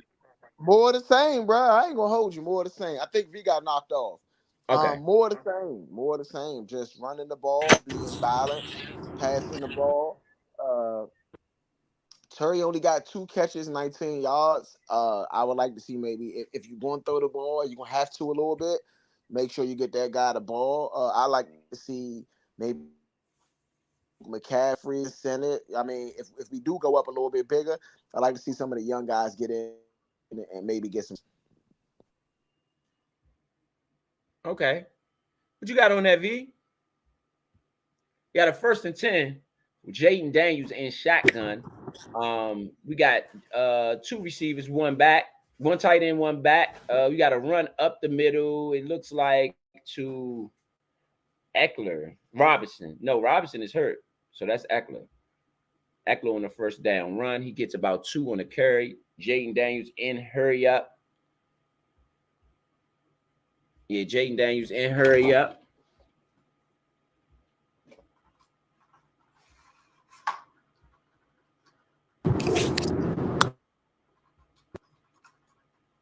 Second and 8 on the play. We got 1 back, 2 tight ends, and 2 receivers on the play. Back to pass. Jaden Daniels fakes the hand. He fumbles.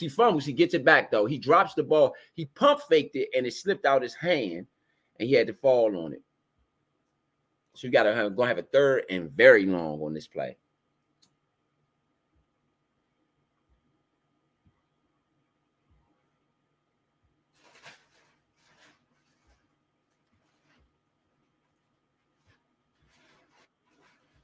Let's get Vito back in. All right, 3rd and 8 on the play. Jaden Daniels in shotgun.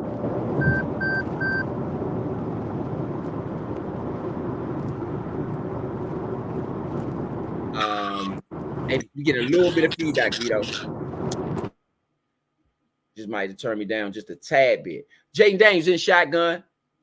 Trips to the right. He's back to pass. Looks, throws it over the middle. It is short. Oh, man, that was a skipper. He skipped the ball. I wonder what happened there. He skipped the ball. Looking for Terry McLaurin on the play. We will have to punt 3 and out on the 1st drive of the 2nd half for Washington. Dexter Lawrence. Oh, man, he stood up to him. Beyond it, who's this? Cosme. Cosme did a great job. Great job. Oh, it was a guy around his feet. I think it threw his confidence off on the pass with Jaden Daniels. He didn't feel like he could step into the pass. Trustway with the punt. It's a man at the 15-yard line, Giants. He catches the ball at the 15. He's up to the 20. He makes a man miss. He is tackled, scrounged up at the 20-yard line where the Giants will take over. 1st and 10 for the Giants after the first 3 and out. After the 3 and out on the 1st drive of the half for Washington. I got an F there. And then guys, if y'all want to chime in, you can let me know what y'all got. But I got an F. Flag City, baby. Flags. Flag on the play, man. Flag on the play. Shout out to everybody out there listening, man. This is the Nature Sports Podcast bringing you all know how we do. Redskins, Giants, week 9 in the NFL. The Washington comes into this game at 6-2. Giants come into this game at 2-5. Really trying to hold on to their season. Vito, 2-6. Sorry. Vito feels like Brian DeBall will be fired if they don't get the win here. Or could be fired. He didn't say would be. I mean, I'm going to let him quote it. I didn't hear would be, but maybe he did say would be. He said he could be, though. A lot of Giants fans are upset with DeBall. Even though this is a former coach of the year, DeBall won coach of the year in 2020, I believe. 2021. No, 2022, he won coach of the year. You know, so I don't know.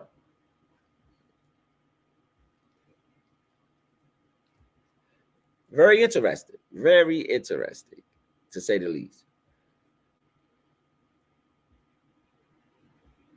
Yeah, shout out to everybody out there watching and listening.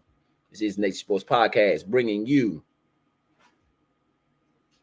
Redskins, Giants, 21-7.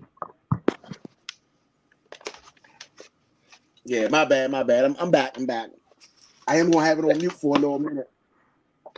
What you have on that drive? What you have on that drive?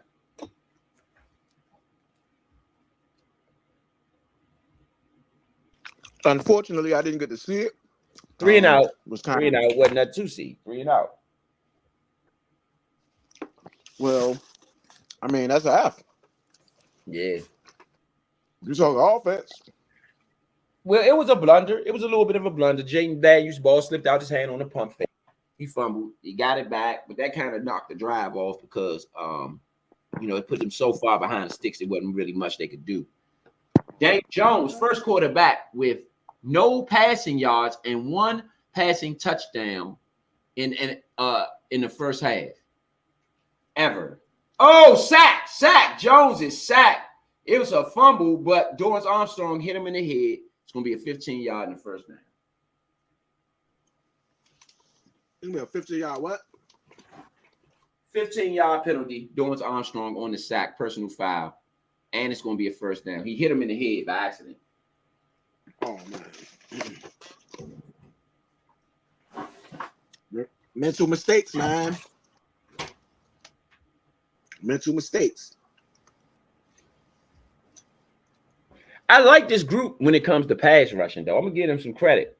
I like this group when it comes to, but I don't like them as much in run, instead when it comes to the run against the run as I did with Sweat and Young. With Sweat and Young, that you couldn't even run the ball on this eve at times. I don't really see that with this defense here. Yeah, I think that the Sweat and Young did a way better job of. Spoke too soon. Deron Payne with this stop up the middle, no yards. I spoke too soon. But I think Payne, even with Payne though, Payne has been consistent throughout the year. In my opinion, I know a lot of people was real hard on him early in the year. When you getting double teamed, triple teamed, you getting people all over your back. I don't think that warrants a lot of success. But overall, I think he's done a good job. Me personally. It's just a slant route. Daniel Jones. I think he was trying to throw it. Who did he throw it to? Slant route. Daniel Jones to. Let me get it down here. To Neighbors. That was Neighbors on the catch. For a 6-yard play. It's a 3rd and 4. They desperately needed. Giants with the catch. No, 4th and 1. He did not get it. Neighbors did not get it. 4th and 1. 4th and 1 for the Giants in their own territory. Sandstriel with the tackle. Great play by Sandstriel. Giants are going to go for it. I don't know if I'm the Giants, I don't go for it here. I punt it. I'm sorry. In their own territory, down by 14, I just don't agree with this. If they're going for it, I don't agree with this. Well, they are going for it in their own territory. Daniel Jones, did he get it? He got it. It's an opportunity missed for the Washington defense, in my opinion. You stop him there, game over. I'd have called timeout, too. That's another thing I would have did. I would have called timeout. And if they decided to punt after the timeout, cool. I give them a chance to think about something like that. And if you want to go for it, the minimum I'm going to do is give my guys a chance to breathe before that play stop.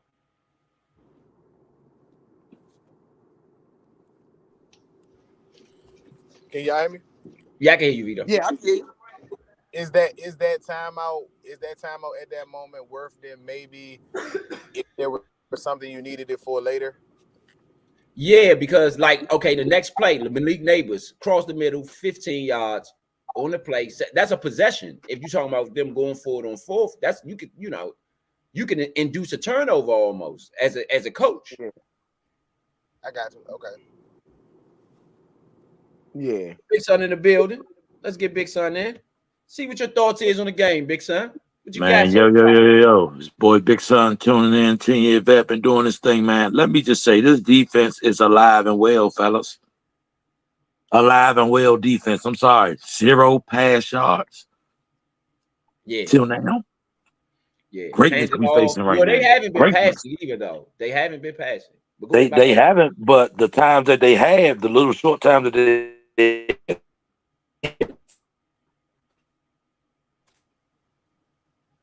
we losing you, Big Son. I'm saying? They're the ball on us, but can you repeat that? Because we for you lost the game. we lost a lot of what you said. Could you repeat that? Oh no, I said I give it to them that they are running the ball on us heavily, and they are getting some yards out of it, but that ain't gonna win you the game. You know, I agree. so y'all better do Jones something back to because we pass. going up and down the field. Dante Fowler again, man. Hey, Dante Fowler, been a problem. And hold great up. And we pickup, had man. Shane Great Jordan. pickup.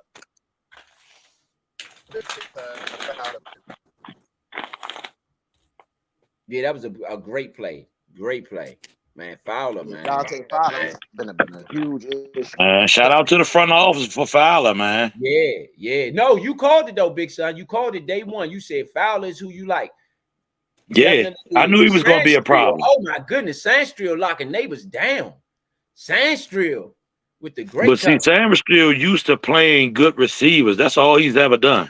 Yeah, this is you know what I'm saying. So he used to it. Daniel Jones over the middle. It is a catch, but it's short. Sandstrill with the tackle. They Slayton on the catch. Sandstrill on the tackle. They are targeted Sandstrill on that outside a little bit. I'm glad to see Sandstrill on the outside though. I'm gonna be honest. I think that'll be dangerous for them though. His hands up. Sandstrill was great coverage by Sandstrill. He almost got it. 95 got to get his hands up. If 95 puts his hands up, that's an easy block. 4th and 2. Come on, Newton. You got to put your hands up. You got to get your hands up. You got to get your hands up. If he puts his hands up, just put his hands up. It's an easy batted ball. 4th and 2, Giants going for it. Man in motion. Daniel Jones, nobody in the backfield. Back to pass. Throws it underneath. It's a catch. Short. Sandstrill. No. St. Juice with the tackle. They gave him the progress. First down, Giants. Oh, wow. I don't know if he had throw the flag. Hurry up and throw the flag. Throw the flag because he didn't have possession of that. He was juggling that. He was juggling that early in the catch. And he was going backwards. As he was juggling it, yes. No way. Throw the flag. Oh, how do you let him get that off, man? Incomplete pass. Wow, they got to look at film faster like they did on that fumble by Daniel Jones. They got that film down there quick. They need to be on this. They can't play around. That's not going to work. Simply not going to work. No, that was not a first down. That was on Dan Quinn. Dan Quinn throw the flag and get it easy.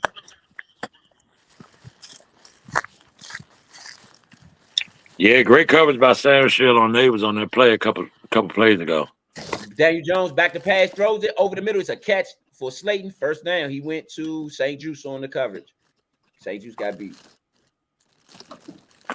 Let's go, Giants. I need a 5.5. This man is 7 for 9, 25 yards. That's crazy. Just get within 6. Just get within 6.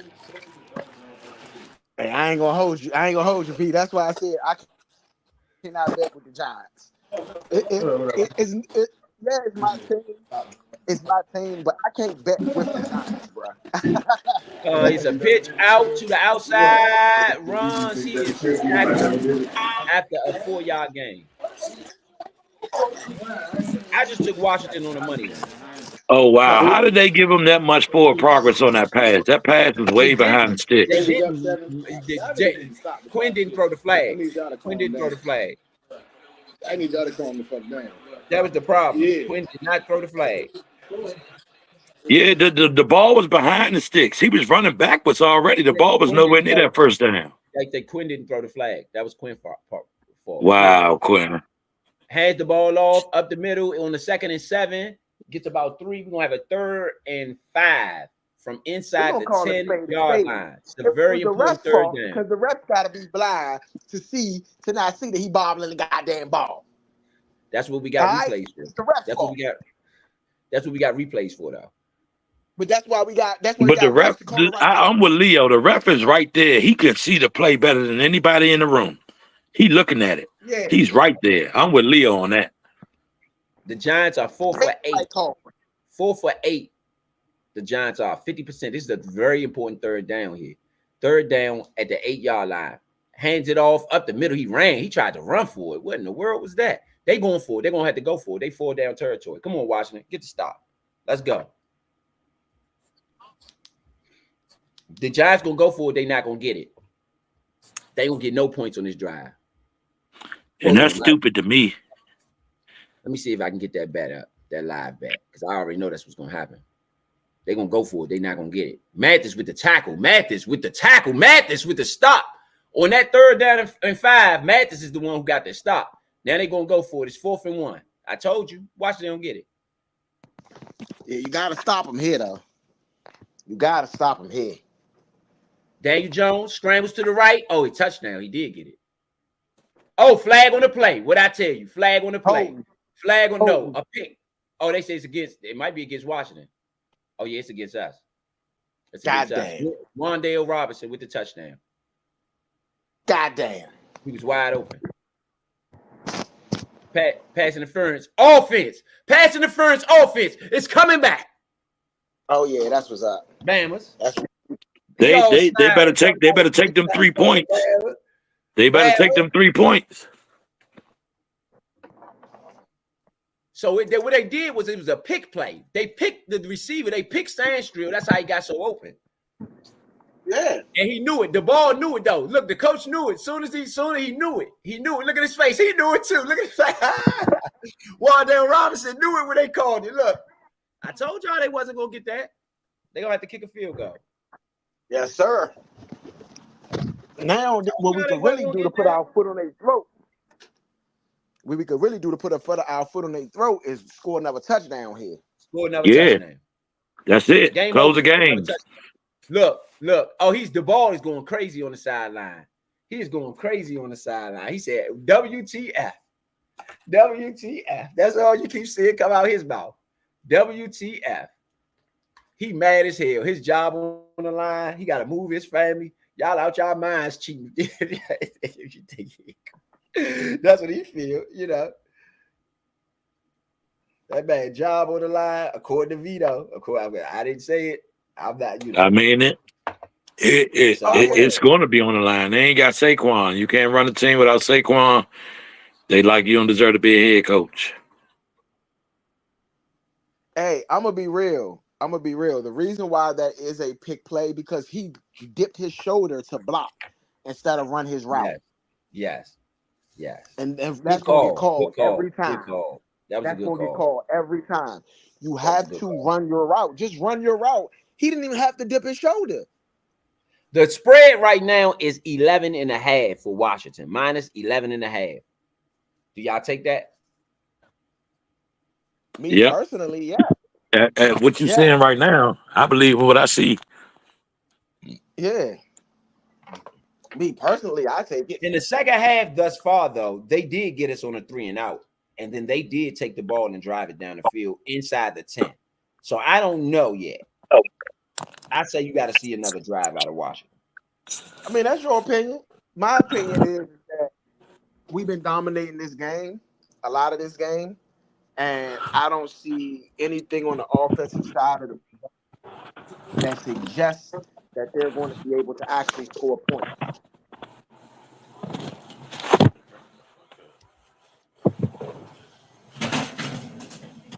That they're going to be able to actually score points? They got 3 just now. They was inside the 10. You don't think that suggests that they can score points? They can score points, but we're going to score points as well. I gotta see us do it in the second half. That's what I'm saying.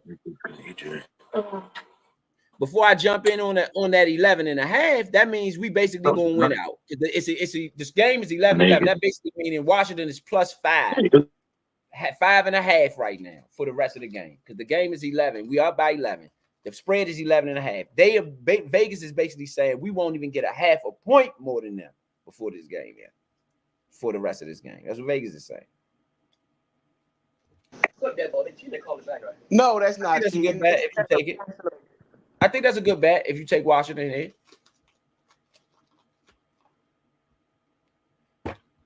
Do y'all try to run the clock out, clock it? I mean, how do you play this offensive drive? Aggressive? What goes on out of the minds of the fellas? I mean, I would run the ball, but I'm definitely trying to score. You know what I'm saying? I'm gonna run the ball. I'm gonna tire your defense out. Get DeMarcus Lawrence tired, especially, and we're gonna score. I'll run the clock out, but I'm going to score. Oh, Jaden Daniels back to pass, makes a man miss. Oh, he got some room. Jaden Daniels out to the 40, to the 45, 7. That was a 17-yard gain. Jaden Daniels, 16 yards. Jaden Daniels, we are at the 46-yard line already, almost in Bills territory. But so now I'm saying Bills, Giants territory, another New York team. They had him though. They had him. Free blitzer came. Phillips on the miss. This is the second tackle that Phillips missed, man, in this game. It's the second tackle. And Phillips is a rookie, so you're going to get that together, Phillips. You will get set for that, brother. Yeah, hand it off. Eckler, tackle, easy, early.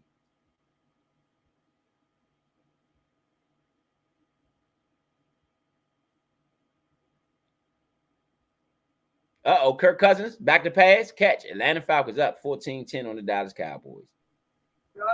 Ray McLeod with the touchdown.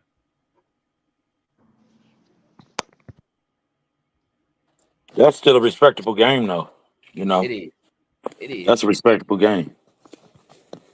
More respectable than what I thought it was going to be honest. Yeah. Hey, that Jaden Daniels Daniels back to run, pass on the second. Go ahead, my bad. I was gonna say I don't know what that was. He didn't slide. He just tried. He started sideways. It looked weird, bro. There was a scoop Get or that something. when you get hurt. All right, 3rd and 1 for Washington. It was a 9-yard pass on the previous play. You're gonna have a very important 3rd down for Washington here. That was Noah Brown on the catch on the 9-yarder. Man in motion. Looks like it's Sanat. Fakes the handoff. Oh, my goodness. Jaden Daniels to Sanat. Catch up to the 34-yard line. Great play call. Cliff Kingsbury. Ben Sinnott on the catch. Man, great play call. Great play call, man. Great play call. I got to give it to Cliff Kingsbury on that one. You want to know something funny, Ro? And Big Son? The Cowboys got 10 points. They signed $70 million worth of superstars on the offensive side of the ball. Yeah. They got 10 points. Jaden Daniels in shotgun. 1st and 10 from the 28-yard line. Washington is in approaching. Oh, they moving the ball, man. They down to the 26-yard line. That is my man Rodriguez. And Rodriguez had a great block on that 3rd down. Just to throw that out there, Big Son. I didn't even know he was in the game. Big ups to my man C-Rob. Yeah, Rodriguez is the current running back in there. He made Go to work, Nick. Great block on that play. That was a great block. Great block so Ben Sinnott can get the ball, man. Handed off to Rodriguez up the middle. Oh, 1st down, Washington at the 20-yard line. We are officially in the Hey, that was a great block by Sanati Dottie. Welcome to the Senate. Take your seat. Nah, you Ain't talking that about Sanati Dottie, but C-Rod. Great catch by the Senate. Yeah. That was a great block by Rodriguez, though. That need to be shouted out more. Yeah, and then to come back and still give you bursts on the next play. That boy's a beast, Mike. Daniels back to pass on the 1st down. Swings it out. Got it to Rodriguez. Rodriguez up. No, that's Eckler. Eckler gets a 5-yard gain. 4-yard. They gave him 5. 5 on the 1st down play. 1:43 left in the 3rd. Washington up. They are in hurry up offense. Jaden Daniels. Washington 18 for 35 in the red zone on touchdowns. 3 for 3. That is 24th in the NFL for red zone touchdown percentage. But they are 3 for 3 in red zones percentage today. Back to pass. Jaden Daniels throws it underneath. He is rocked. I think that was McLaurin he was looking for. Pinnock with a great tackle for the Giants. Faking. And he's faking. Talking trash. I mean, should be when you put the hit on somebody, you gotta talk. You gotta talk. Noah Brown is the one who he hit. 3rd and 4. Very important 3rd and 4 for Washington here. Man in motion. Jaden Daniels changing the play at the line. Trips to the right. Trey wide flex. Back to pass. Jaden Daniels holding the ball, holding it, throws it out of bounds. Washington gonna have to kick a field goal. That's cool. We still getting points though, right? Yeah. Yeah. Yeah. So hey, at the end of the day, that's what I say. We still gonna get points. I don't like that though. At the end of the drive, I mean, you got to get 7. You got to put them away. I want to see you put I them mean, away. that's still that turns this 2-possession game to a 2-touchdown game. Yeah, 2 touchdowns. You know, You still gotta get 2 so, touchdowns, and we get the yeah, ball back. You gotta stop us. I respect that a little. I would have loved points, more points. I mean, excuse me, I would have loved a touchdown, Pick but up the middle is good. He hasn't missed a kick all year, has he? One kick. I think this guy missed 1 kick. He missed 2. Yeah, okay. 2. Both. All right. One of them was, and one was blocked. All right, you got a 14-point win lead for Washington after late in the third. My bad. Go ahead, son. So, they still covering that 11, ain't they? Yeah, they're covering that 11 right now. Yeah, they are. Right now, they will be up. They will about be 3 up. points. Yeah, they will be up. What I was saying about Seabird has only had 1 bad kick all year. Mm-hmm. He's only had 1 bad kick for the whole year. That's pretty incredible. Yeah, the other kick that he missed was blocked, so that's not really a bad kick. It's just the defense made a play. But as far as himself, he's been excellent. He's been spot on. So I basically, yeah, I agree with you, bro. He's been spot on, and he's what we need. Do y'all remember what we was dealing with before when the season started? Mm-hmm. Like, yeah, he came right at the right time, man. I mean, I'm mad. I'm not even gonna say I'm mad about what happened to the guy that we brought in here in that whole situation, but I wish we would have known about that situation before he came to town. Right now, to me, that's water under the bridge. What I'm saying is, we could have been had Siebert. No, listen. If we didn't get Siebert when we got him, maybe he's not as hungry as he is now.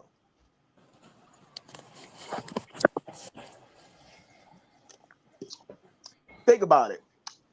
Yeah. He was not on a team in the beginning of the preseason. Okay, to be sitting at home playing football, and you watching their games on TV, and if you're a kicker, you watching people miss kicks. You know what I'm saying? And you still sitting on your couch. When you I don't disagree with you. I don't disagree with you at all, bro. It do give you extra drive, but all I'm saying is we went through a carousel of kickers for nothing. No, we went through a carousel of kickers to get where we at now with a good one. That's the way I look at it. I look at it as the glasses half full type of mentality. Look, we went through bad kickers.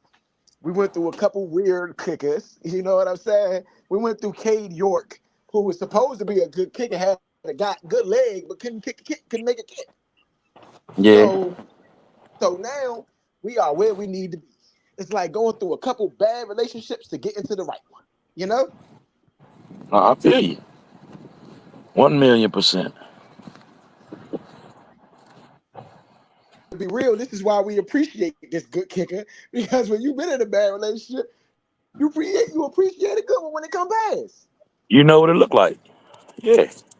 Exactly.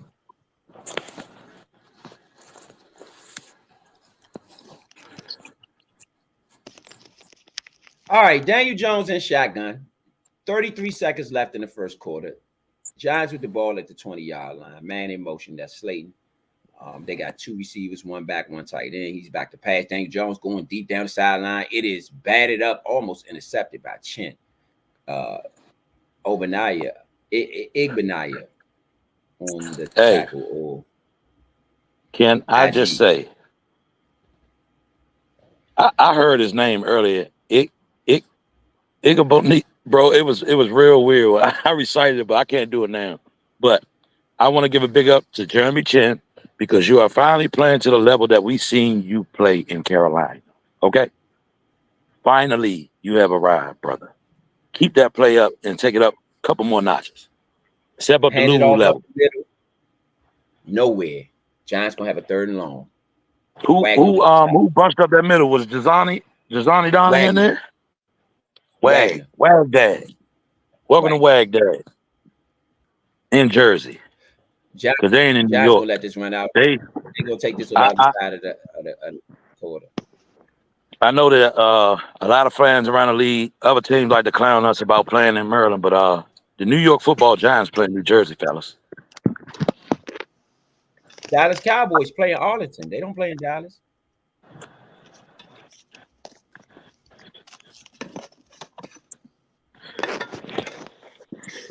I don't care. I still want our team back in DC. And look, not only do they play in New Jersey, they share a stadium with the New York Jets.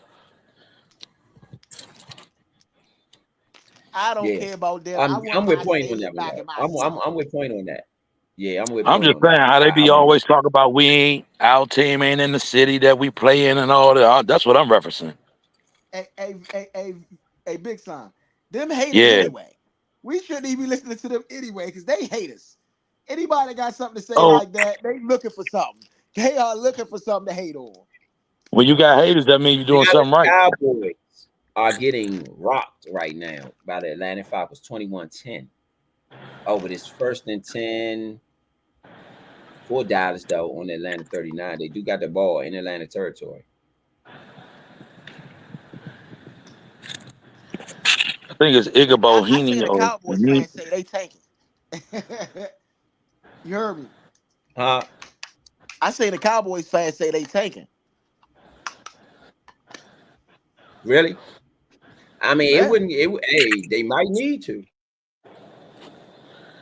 Might need to. They got a team.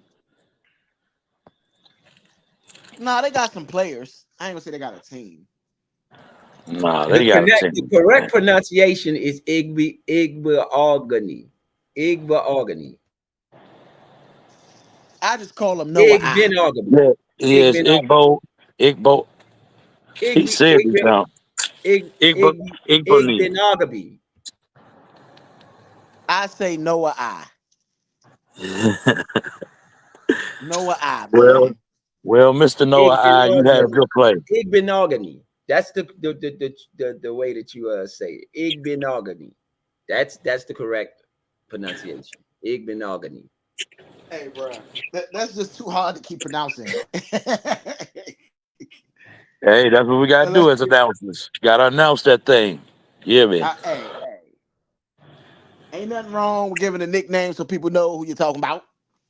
I call him Iggy. I used to have a friend I went to school with back in the day. That's what we used to call him, Iggy. So 3rd and 9 for the Giants. Man in shotgun. Daniel Jones. He got 3 wide receivers, 4 wide receivers now. Nobody in the backfield. He's back to pass. He has protection. He has some time. Throws it underneath. It is a catch. 1st down, Giants. Wan'Dale Robinson. Igbenogany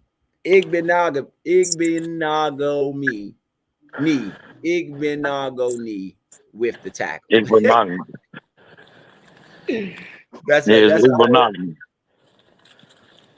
That's a whole mouthful.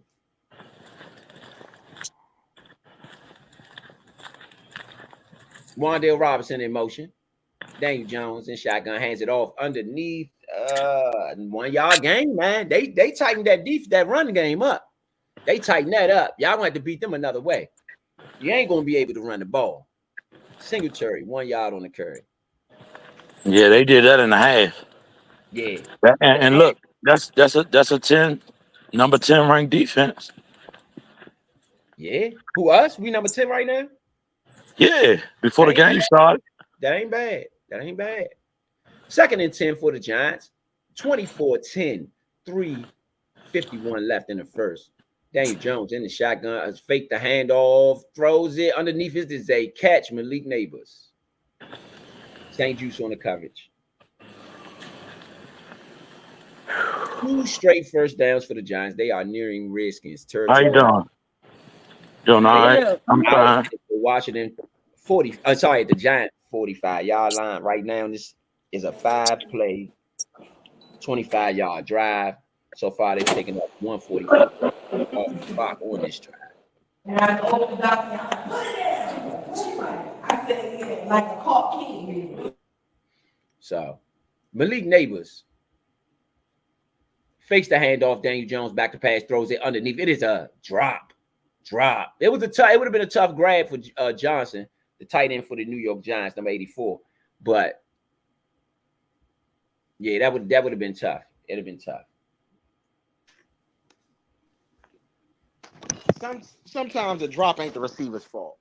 I mean, he threw it. I mean, it just would have been a tough grab. It's so much traffic. You know what I'm saying? Like we got a man down. Like we got a man down. I think that's Deron Payne. Oh man.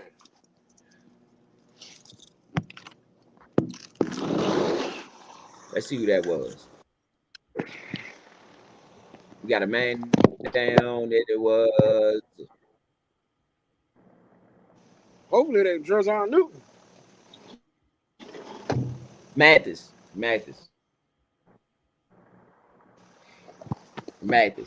That's a big. What do y'all think about Mathis? He's a good player, but what do y'all think about his injury consistency? He got to stay healthy, man. He got to stay healthy. That's what I think about it. He needs to stay healthy. I don't know why they have St. Juice on Neighbors. Put Sam Strill on Neighbors. I agree with that. He does not do well with shifty receivers. Broke him down. Look at him. It's a good tackle. He will tackle you now, but man.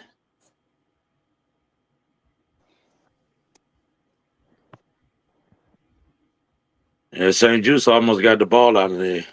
Yeah. Yeah. It looks like I'm looking like Dallas scored. Ooh, I was just about to say, bro. I was just about to say, Sam Strill looked like he primed for a pick. That was almost a pick by Sam Strill. Good play. Yeah.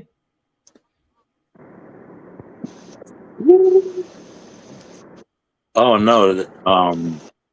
He dropped that. Sam Strill. You said that's Deron Payne that was down? Mathis. No, Mathis. Oh, Mathis.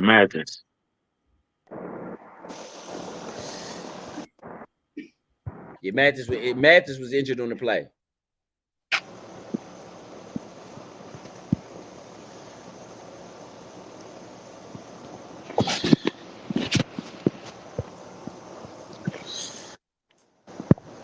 Man, Washington fans, look like y'all might be 7-2 after the day, man. I don't know. It's getting there. It's the beginning of the fourth. Mathis is up. He's on the sideline. He looks to be walking okay. I don't know what happened there. In the words of Heavy D, getting heavy. 2nd and 10 for the Giants. Daniel Jones in shotgun. Man in motion. Fakes the handoff. Jones. Yeah, no, he gave it to Neighbors. Neighbors on the outside. He had the 50-yard line. Sam Strill runs him out. No. Quan Martin. Good. And Iggy. Let's just say that. And Iggy. Yeah, Quan and Iggy. You probably already got that name too, Iggy. You'll be so probably like, oh no, I ain't about to do all that. This is a very important 3rd down and 5 from midfield. Dave Jones back to pass, throws it underneath. It is. Oh, they called the flag on St. Juice. Pass interference. He was battling with Neighbors. I don't like the call. Well, Neighbors' whole shoulder is out. Come on, St. Juice, man. I just called it. You got to put Sam Strill on him, and you put Neighbors on Slayton. I mean, not Neighbors, but St. Juice. You put St. Juice on Slayton. His old shoulder pad was out, man. Come on, man. Come on, St. Juice, man. God dang, you just don't care, man.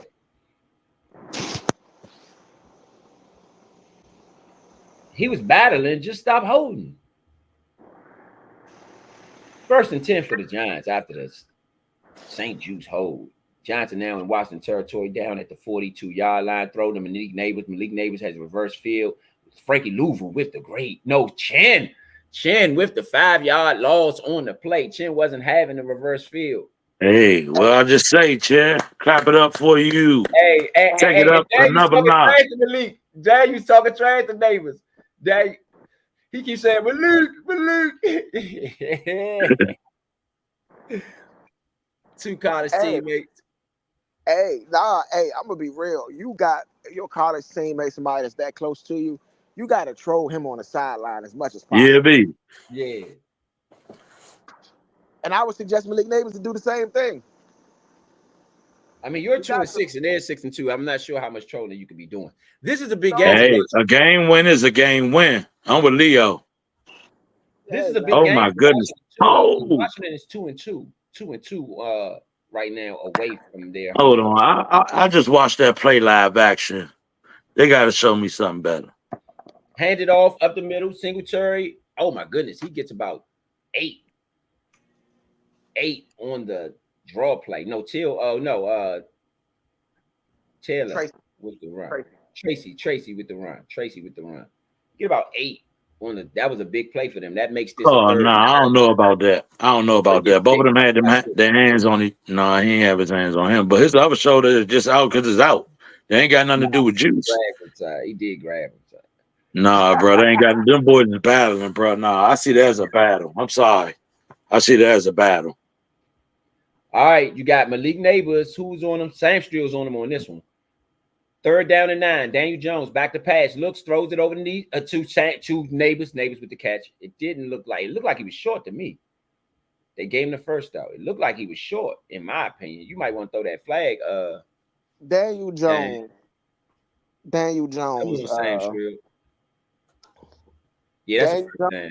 Less than 100 yards. That's a first down. You know, Daniel Jones has less than 100 yards, and this is the 4th. Oh no, 4th and 1. No, 4th and 1. They didn't give it to him. They gonna go for it. Yeah, they gonna go for it. The Giants threw a challenge. They challenged it. That was a bad spot. That is a first down. They got the first. That was a bad spot. That's a first down. That's a first down for sure. But you can't see the sticks from there. But he's way past the first down. The first down is the yard line. It's the yard marker where his knee is, where his foot is. That's where the first down marker is. No, that's a first down. Easy call for the Giants. Yeah. It was a bad spot. Sam Strill got to have better coverage in that moment. I get it. Part of his coverage is I guess he's the last line of defense. But if nobody is behind you and it's a guy running on a cross against you on a 3rd and 7, you got to get up. You got to get a little bit more closer. At least challenge the throw and challenge the catch. It was longer than that on the 3rd and 3rd and 9. Yeah, that was way too easy. You got to get up there and challenge that. And now, if you catch I will say this, you got to tackle immediately. I will say this: it's not such an easy call because Neighbors, his knee was very close to the ground, and I think they might have charged him with the knee going down. But the knee didn't. It is a first down, but I see why they probably called this short because his knee. I'm with Ro. I'm Sam Strill. I'm coming in a lot more. I'm vamping down on you because ain't nobody else out there but me and you. That's it. And I'm putting you on Sam Strill Island, straight up. Well, I'm pretty sure what he was supposed to do is keep him in front of him, and They gave him too much shade, bro. I'm not giving you no shade. And then when he caught the ball, he was able to then jump and get the first. He wasn't tackled as soon as he caught the ball. I mean, not too much shade. He gave him too much sun. Too much sun. That's where it was right there, where I think that he basically gave too much cushion, a little bit too much cushion. And then when you're trying to vamp down on the ball, you're a little too far away. So I think that he could have came in a little bit closer. But that's what Joe Witt had them doing, staying 7 yards back and all that crazy stuff. I really like 5 yards maybe, but 7 yards is a little deep a lot of times. Mm-hmm. Yeah, that's you get the underneath stuff in real quick on a quick throw. Yeah. And that's all they need to get the ball underneath and go a couple of yards extra for a first down. So And with a shifty receiver like Neighbors, you gotta put your hands on him. I'm not letting you do that to me on 3rd and 9. First and 10, Not no Giants 3rd won and the 9. challenge to the surprise of nobody. 1st and 10, Giants won the challenge to the surprise of no one. Yeah, you couldn't do that to me. I'm gonna press you. I want your lunch and your dinner. And possibly your snack too. Back to pass, a throw. Wan'Dale Robinson with the catch on the 1st and 10. He gets about 6 on the catch. You see, they are too far behind. I get it. Y'all don't want to get beat deep on an easy touchdown, make this game a lot closer. But you know, Neighbors and Daniels over there talking trash. But after the chin play, you got to get them off the field. You got them at 2nd and 15. You got to get them off the field. It's no way that they should get a first after 2nd and 15. Yeah, that defense should have been humming right then. Yeah. Second and 4, back to pass, throws it right over the middle. Slayton, he is tackled at the 3-yard line.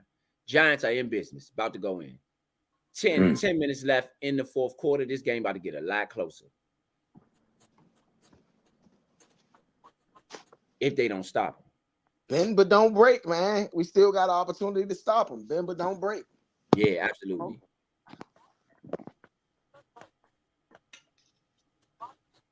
Absolutely.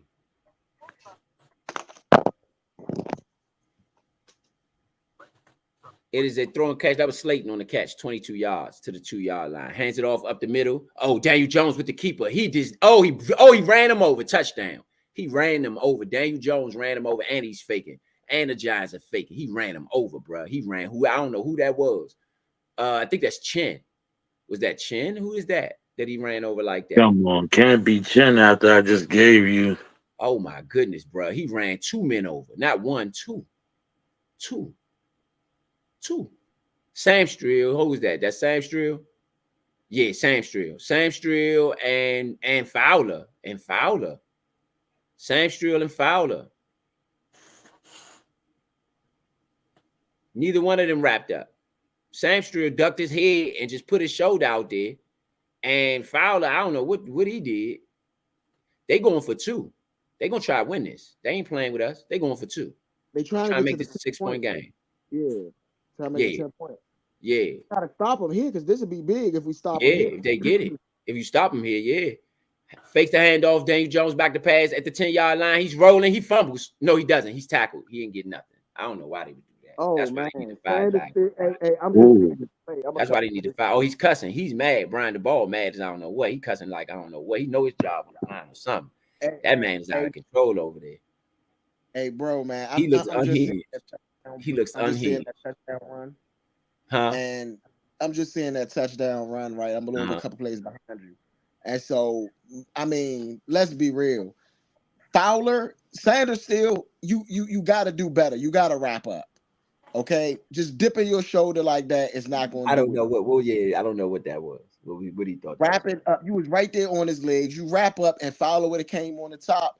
What are y'all doing? Man, what are they doing on that play? I would have, man, let me have I pray for a play like that. I would have blessed his helmet would have came off. I would have blessed Jones. I promise you. Hey, big time. You gotta think. You thinking about your size and your weight and your what you do, right? You can't think about. But no, hold up, Leo. Hold up, Leo. Fowler is a big guy. He's about my size. He's taller, so he's about my size. You feel what I'm saying? Wrap up, Fowler. You crack him in half when you get that chance. Listen, though, I agree with that, but Sanders still was under him. So it's a more difficult play if Sanders still does not wrap the legs. You get what I'm saying? Fowler had to basically jump over him to make the play. He could have and maybe should have jumped over him, wrapped his arms, and that would have been a really good play, maybe even caused the fumble. But Sanders still got to wrap his legs right there because Sanders still made that first contact. You wrap his legs right there, even a little bit, then that's a whole completely different play. Yeah. But I do agree with you about Fowler. Like, you still got to make the play, Fowler. Yeah, Buffalo and Miami 2020. 2020. That's the only thing I need. Everything else is cleared for me. So, well, and us, I would need our win today. We need our win today. Yeah, I didn't get a chance to put the ticket in, but Vito did give some good information earlier, and I wish I would have got mine in, but I was just, I had too much to do today before my time. All over Denver. 41-10.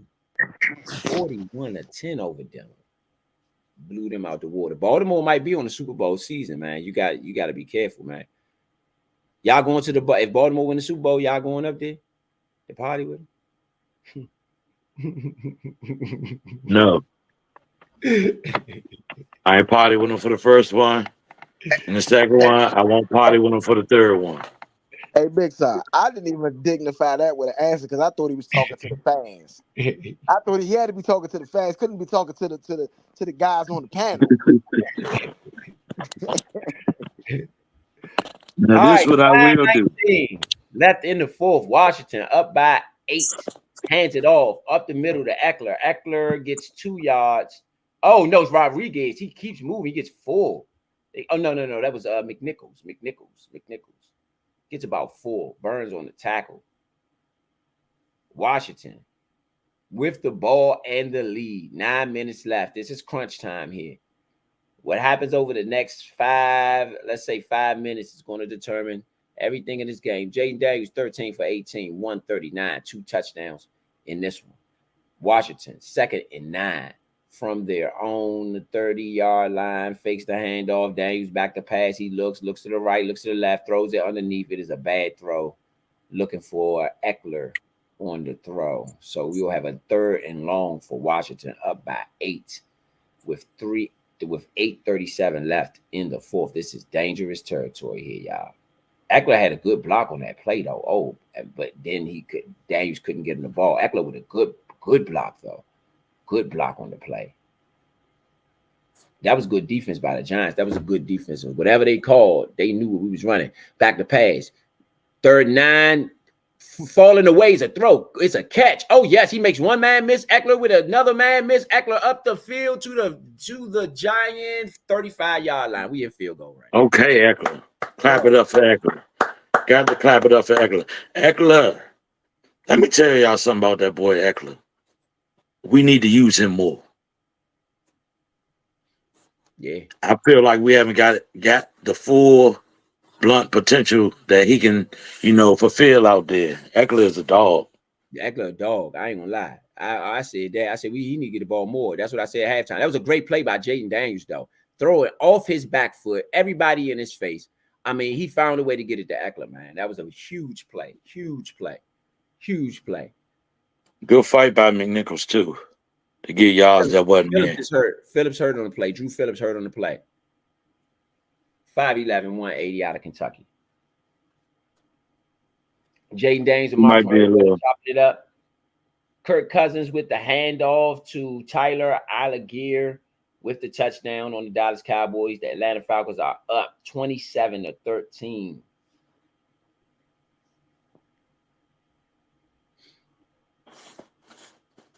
LA Chargers up on the Cleveland Browns 20-3. The New Orleans Saints and the Carolina Panthers are battling hard. Saints with the ball at the Carolina 17, but they are down to the Carolina Panthers 16-17. Jaden Daniels and the Redskins letting this clock burn, baby, burn. Jaden Daniels is 14 for 20, 166 and 2 touchdowns. The Giants defense have had no sacks in this game and only 4 pressures. The offensive line has done a bad job. Handoff up the middle. I think that was the Eckler. No, that was Rodriguez. You got no yards on the carry. Giants defense waiting for the run. Burn, baby, burn. Burning that clock up, baby. Burn that clock up. Burn that clock up.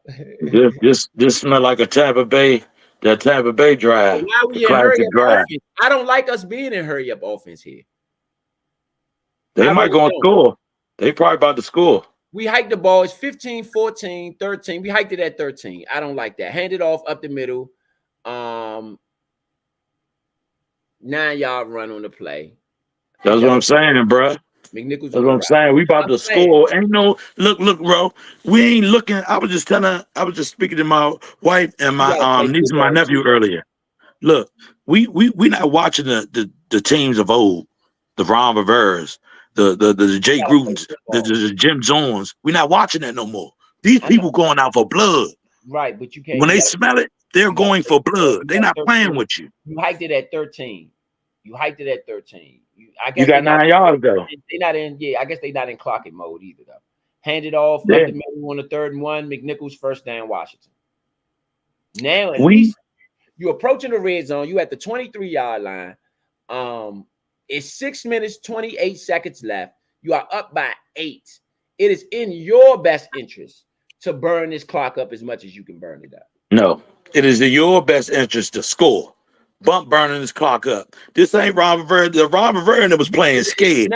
We're not playing scared football over here. Think about it. If you get them down to 2 minutes, you up by 10. Your chances of winning are just so much greater if you score now and it's 6 minutes left and you up by 14. 15. Up the middle. Oh, it's a run. Touchdown. Stop. That's what I'm saying, bro. Stop their neck. Rodriguez down to the 5-yard line. We about to score. Stomp their neck, man. We ain't playing with nobody. What does it hurt you to take this 35 seconds off this clock bro, right now? This is a team. This is a team that scores points. We not about sitting back. That ain't what We're not about sitting back and just running the ball, running the clock. Nah, we ain't about to exert all of that energy for what? We're gonna score on you, and we're gonna put our defense on the field and beat your head in. Don't score, but I am saying. Use the clock when you get the opportunities to. Now but why exert your? Now they hiking it at Now they hike it at 3 where they supposed to hike it at. Now you hike it at 3. But all I'm saying, bro, why exert your offense when you don't have to? 2nd and goal.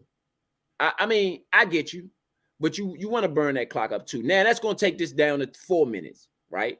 That's going to take this 4:30, round 4:30. You burn that clock up, you get another play. That's going to take it down in the 3s. That don't hurt you. That helps you. Mm-hmm. That's what you're supposed to do. That's good. That's what's called good clock management in the NFL.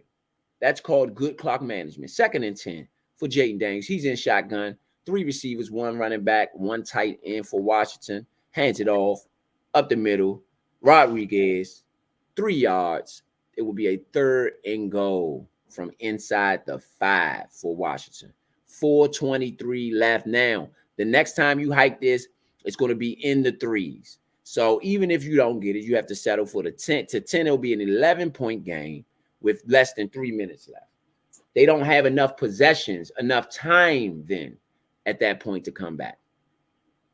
You got to have the time unless they just do what we did last week. If you score on them right now, they ain't got no time to come back. It's true. 3rd and goal. Jayden Daniels back to pass, looking underneath. He has nobody. He's gonna have to throw it out of bounds. Why he ain't run? It was nowhere to run to. No, I'm saying like why they ain't run like at that point. Why right. And they stopped the clock with the pass, with the pass out of bounds. Yeah, I'd rather like the run because that way we could at least keep the clock moving. You get what I'm saying? Yeah. Like I in that case, even that run up the middle, that should have been the second and goal to was that Eckler? No, Eckler, that Rodriguez. 2nd and goal to Rodriguez. You should have did a read option with Jayden Daniels. Siebert on the 20-yard attempt. It is good. 27-16 Washington.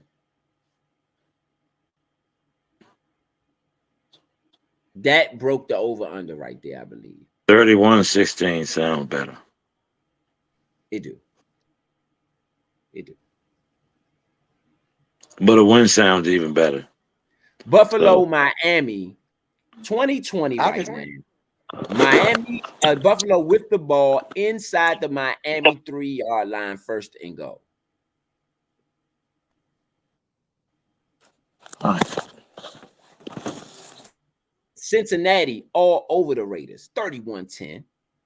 New Orleans took the lead in that Carolina game. New Orleans up 22-17. Carolina has the ball, but they are in their own territory with a 2nd and 4, so they got a long ways to go to get into that one. Dallas. 3rd and 7. Atlanta with the ball at their own 17-yard line, deep in their own territory. 8:43 left in that one. The Dallas Cowboys are getting their whatever beat, heads beat, not the no foul. 27-13.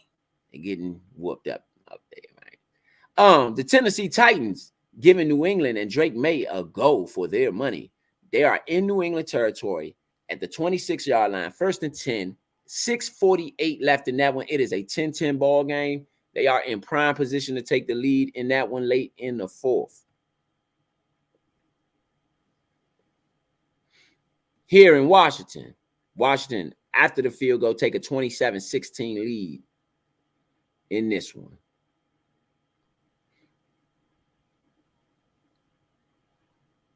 Yes, indeed, man.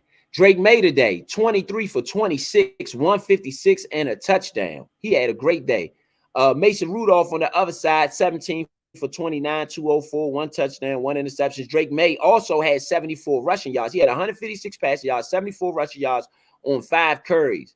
So, yeah, man, Drake May didn't look that bad. No, he looked good. Drake May. That sound good. I'm still glad we got Jaden Daniels, though. I'm still glad we got Jaden Daniels over him. I'm glad they ain't take the Kool-Aid. Yeah, nah. 1st and goal for the Tennessee Titans. They are on a 3-play, 20-yard, 3 plays, 20-yard drive. Yeah, Drake May didn't look that bad. He doesn't look. I mean, the numbers are good.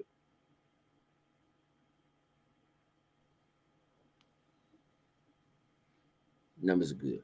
All right, now, Washington with the kickoff.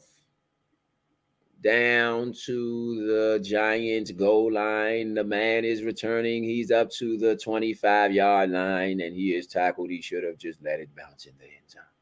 Ain't that what we talked about with Eckler last week? What is so wrong with letting it bounce in the end zone? What's the score of the Dallas game again? Dallas is down. Oh, Buffalo scored 27-20. Buffalo takes the lead in that one. The Dallas Cowboy game, 27-13. Dallas has the ball in their own territory. It is 7:52 left in that one. Atlanta is up by 14 in that game. Wow. Okay, Daniel Jones in shotgun, 4 receivers, 3 receivers, 1 back. Daniel Jones throws it underneath. It is a catch. It looks like Malik Neighbors, St. Juice on the coverage. They are in hurry-up offense. The Giants are rushing. Giants. Washington up. 3:27 left.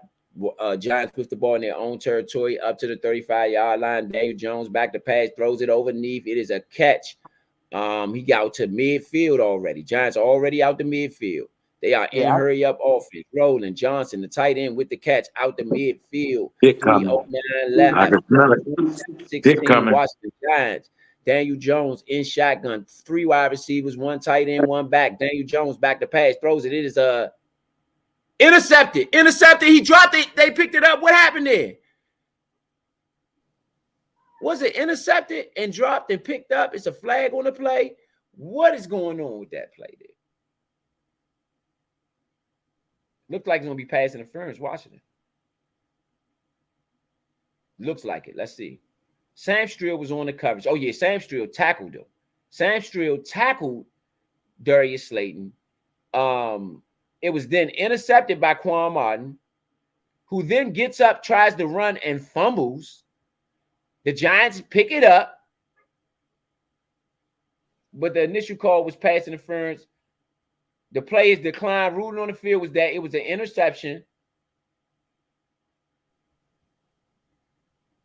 A catch, fumble, and recovery by the offense. They get the ball. They get an extra 5 yards because of that mess after that.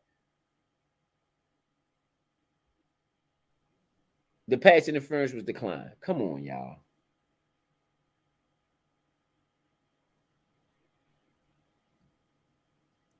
Third and goal in that Titans game. Washington. Sam Strill got a James still got a horned in a little bit right there. He got a little too high. Yeah, yeah.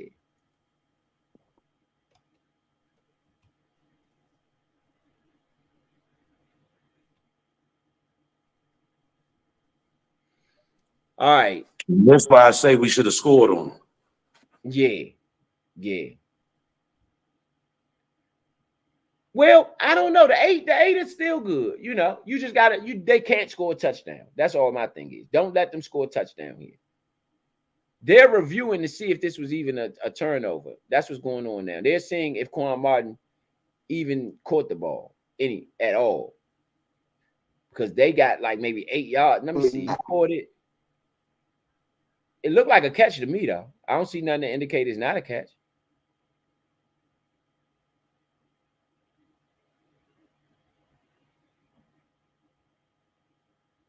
Oh, he was down by contact. After reviewing the play, the runner was down at the 35-yard line. That's what the ref said.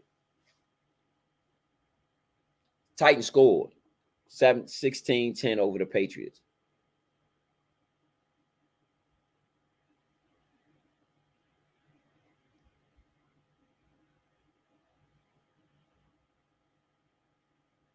The rule is defensive pass interference was enforced at the 35-yard line.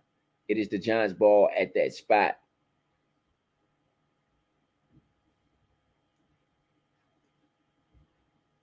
Let's get point back in.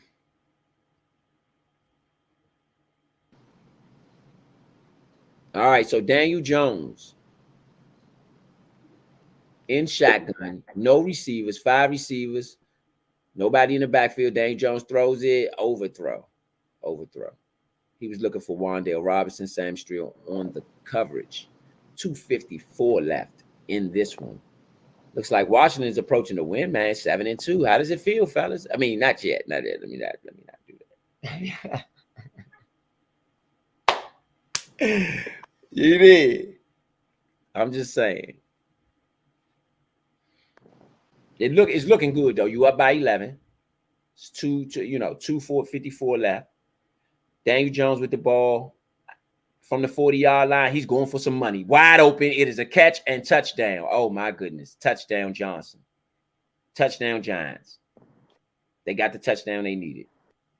Theo Johnson. Wide open. I mean, he was wide open in the middle, man. I don't know what happened with the coverage or what. They are down by 5.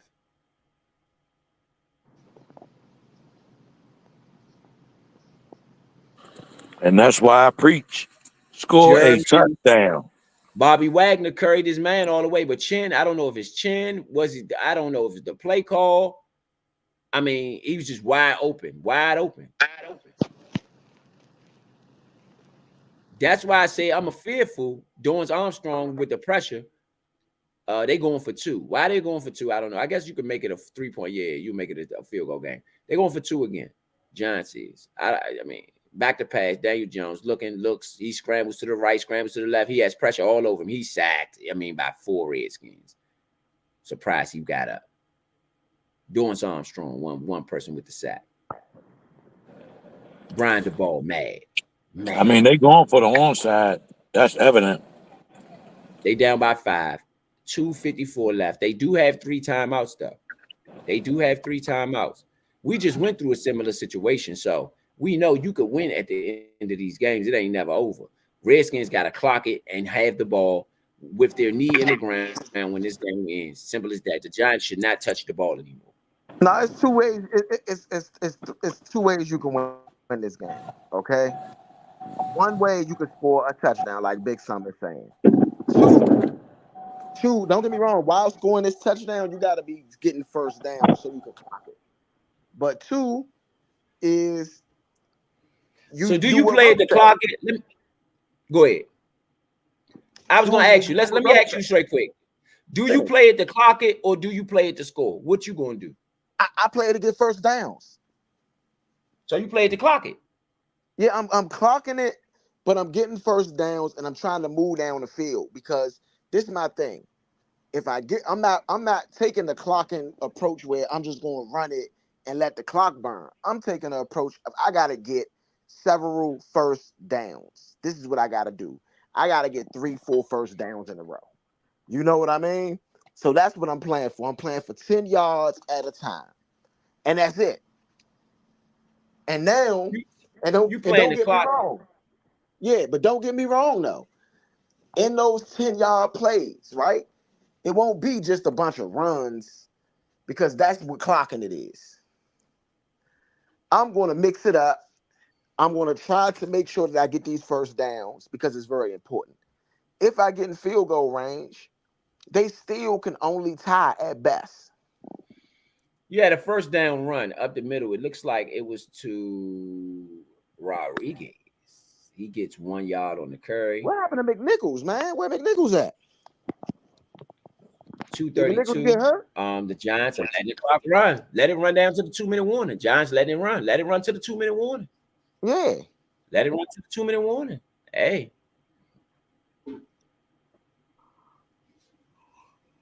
Maybe they trying to give us. Why would they hike the ball, bro? Why are they hiking the ball? Why are they set up to hike it?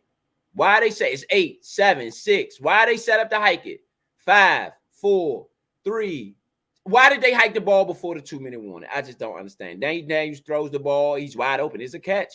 It is a catch to the 40, to the 30. Look like Washington. We are in field goal range. That's why. I told you, bro. I don't like it. I don't bro, like this it. is a different team, bro. I like it, bro. We are so used to the mediocrity of saving the ball so we can save the win. Bump that. We thugs. We thugs. I'm with it. That's stupid. It will come back to haunt you. No, it won't. Not if you do it the right way. You got to do things the right way. That is you could have scored a touchdown last time. That would have been the right way. You wouldn't even be doing all of this right now. On that second down, you let that clock run down to the 2-minute warning, and you hike that ball after the 2-minute warning. That's the responsible thing to do. Tell me I'm wrong. So I'm wrong for saying that? No, it's not. It's not irresponsible that you caught them off guard. It is very irresponsible. It is very. You know why? Let's say you throw an incomplete pass there. Now they get a whole extra play. By you clocking it there. So because the 2-minute warning, the clock is going to stop anyway. That's a whole extra timeout, bro. Listen, bro. If that play isn't there, then you run the ball. But he was wide open, which is why that was the right play. No, the play isn't there. So you think Jay Dan's going to pull it down and tuck it down? Let's say you try to pass and he drop it. Now you just gave him a timeout. When you really didn't have to. Listen, if he drop it, then guess what? Next week, you won't be on the field, my brother. All I'm saying is that because listen, you caught them completely off guard. You did. Maybe that was it. Maybe that's why they did it like that. I clock it there. I just don't take the risk. And again, maybe that's why they caught him. That's why they caught him slipping. Like catch him off guard. Yeah, maybe that was the whole plan. Maybe that's what I would do. I would try to catch a person off guard. I don't know about y'all, but this football. I'm with it. I'm with it, Leo. I'm with it. I need the complete advantage. Yeah, I mean, if you did it because of that, fine. But I don't know. That was risky. And again, sometimes that stuff come back to haunt you later on in the season, So it worked. What am I to say? Who am I to talk trash after it worked? So I'm not doing that. But during the play, I'm gonna tell the people what the right play is. That's my job as a journalist. Hey, to tell the people what the right play is. Now, if they do something else and it worked, hey, more power to Cliff Kingsbury. However, for y'all to sit here and say that wasn't the right play, y'all know y'all lied. Y'all know y'all lied, man. I'm not saying that it was the right play. The right play is the play that catches them off guard. And you got the Washington fans out there. Washington fans out there deep. You get what I'm saying, bro? The right play is the play that catches them off guard. If you can catch them off guard, that's the right play. Rodriguez up the middle, he still runs a face man. They dragged him down by his face mask. 15 yards. 150 left. Giants with 3 timeouts. Washington up by 5 at the New York Giant 30-yard line. 27-22. Washington up by 5. Jayden Daniels putting on another show. Washington putting on another show. This offense being as dominant as it's been all season, the same way it's been the number 1 offense in the league.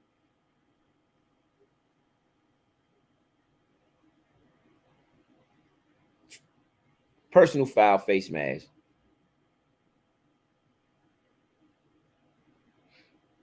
Shout out to the offensive line. I think this is the best game they played all season. No sacks, 4 pressures. Shout out to the offensive line, man. In the red zone, 5 possessions, 3 touchdowns, 2 field goals. Rodriguez up the middle. He's still running, breaks it down. Giants use their first timeout. Yeah, that's what I said. It's all about we in field goal range.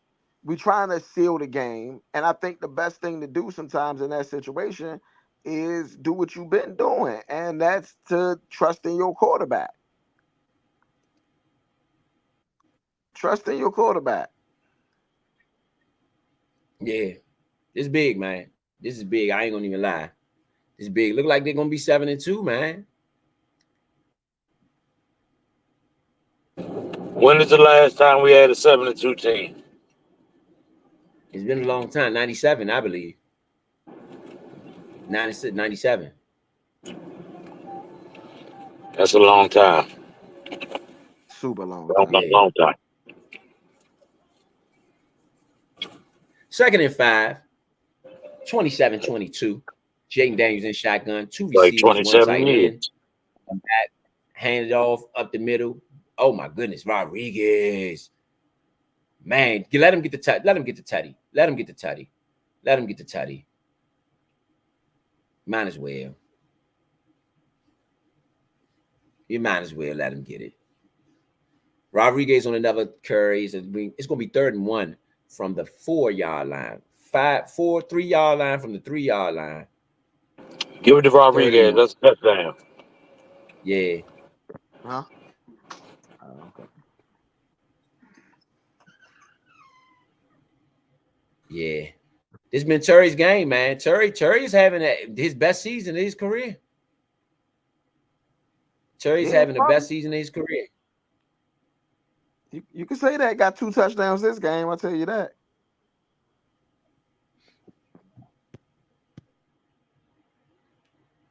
All right, 141 left, 3rd and 1. Inside the 5, hands it off. Rodriguez up the middle. 1st down, touchdown, Washington. Touchdown, Washington. Rodriguez gets it. That is the game, ladies and gentlemen. It would be what did I just say? You give it to Rodriguez. That's a touchdown. Yeah, no question. That is it. That is it. Uh-oh, hold on. Let's see. Was he in? No, he wasn't in. He wasn't in. He's at the 1-inch line, but he did get a 1st down. Give it back to him. Yeah, he's at the 1-inch He earned it. Giants use their final timeout. We could clock it or we could score. I say score. They might clock it. They might just down it. Downing it again right here would be the right play, but it don't seem like y'all care about the right play. They might just down it. Why you switch it up now? They might just down. I think Rodriguez earned the touchdown. I think you get him the touchdown. That's true. No, they're going in victory formation. They're down in their game over. Victory formation, down it, game over. No more points. The Washington covers the 4. Yeah. They cover the 4. They cover the 4. Man, if you've been betting with this team all year, man, you'd have been tearing them up. You'd have been tearing them up. Yeah, if you've been doing single bets. I was about to say, yeah, if you've been doing singles. Well, what I like to call is rollover bets. So Washington right now, I guess the last game they lost, what was the last game they lost? Was the Ravens? Yeah, that was like. Bro, so you might take your winnings and bet it back, take your winnings, bet it back, take your winnings, bet it back, that sort of thing. So you could have got some. It's going to be the 3rd straight game, 3rd straight week. 7-2, fellas. 7-2, 44, the victory formation, 3rd and goal. They have to run a play. You might as well run your field goal kick out there. Because you got to run a play. It's 3rd and goal. Unless you take the penalty, then that will be you have 40 seconds. Yeah, game over. 7-2, fellas. Eagles going to have to keep up. They still on our heels, though. They got 2 losses. We got 2 losses. So let's be clear about that. The game and y'all could think I'm playing when I say this. The Super Bowl goes through Philadelphia. If y'all, period. What? You heard what I said. Put it down, bro. Put it down. Whatever it is. You're going to have to go through the Philadelphia Eagles. Yes. Put it in the ashtray, bro. They're gonna have to go through us. You tripping? We're gonna have to go through each other. They're gonna have to stop us right now. We the freight train. They got to stop. We're gonna have to go through each other right now. Is what I'm saying. Nah. They're gonna have to stop us, bro. We're at the top of the food line right now. They're gonna stop this freight train we on. And until they do that, we're the dogs. They lead through us, if anything. How it gonna lead through them? They ain't leading the division. No, they're not, right? But they're not down in the division either, for real. They only have 2 losses. We have 2 losses. But who the head? We have 2 losses. The NFC goes through Washington and Philadelphia. This is all coming down to Washington and Philadelphia. They benched Dak Prescott. Well, I don't know if they benched him. He's not in the game. Cooper Rush is in the game. Dak Prescott is injured. He's Dak Prescott is injured. He tore his hamstring. Possibly tore his hamstring. He may be done for the year. End of the year. All right, 27-27, Miami and Buffalo. Locked in. Miami with the ball deep in Buffalo territory. Cooper Rush back to pass for Dallas. Throws it underneath. It's a catch by Turbin. Turbin with the catch down to the 8-yard line. Atlanta Falcons up 27-13. More Atlanta, huh? Hey, Vito, I would like to have your take on that. What do you think about the statement Rowe made? Buffalo with the ball. I don't know what happened to him. Must have threw a pick.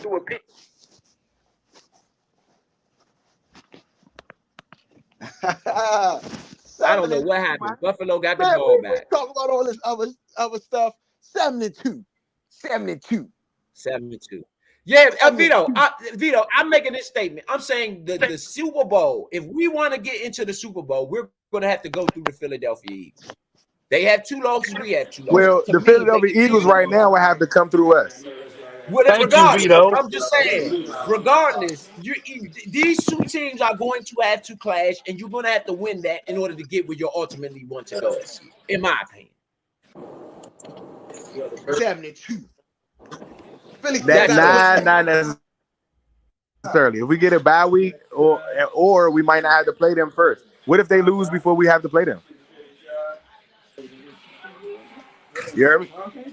Right. Even if they do lose, if they get the 2 games against us, it raises their chances a lot in order to do, for whatever they're trying to do too. And it hurts ours. We already got 2 losses. They'll put us down to 4.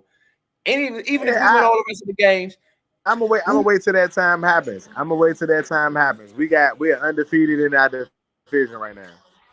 Right.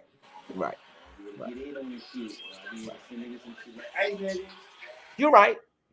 And we still, and I mean, Dallas don't look like much of nothing. So I'm not worried about Dallas, especially with Dak Prescott getting hurt. So we're going to play against Cooper Rush effectively. Who do we got next week? We got Philly next week, though, right? Yep. See what? I'm ready to see him. You right. I'm ready to see him. The season starts now. Period. Nah, bruh. Season been started. They got to catch up. We straight mustard right now. They got to catch up. I agree. However, you right now, you could throw away everything you've done right now. You could throw it all away with the Philadelphia. Season been started. I agree, but you could throw it all away. Hey, say that again, Big Son. Hey, Big Son, I only came back on to shout out Rodriguez for you.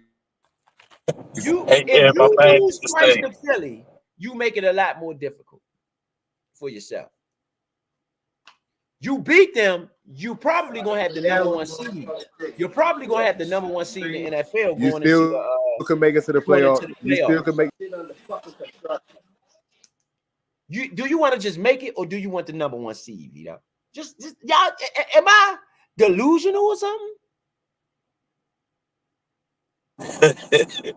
I mean, am I not supposed to be thinking Super Bowl? Am I not supposed to be thinking easiest route to February? What you mean?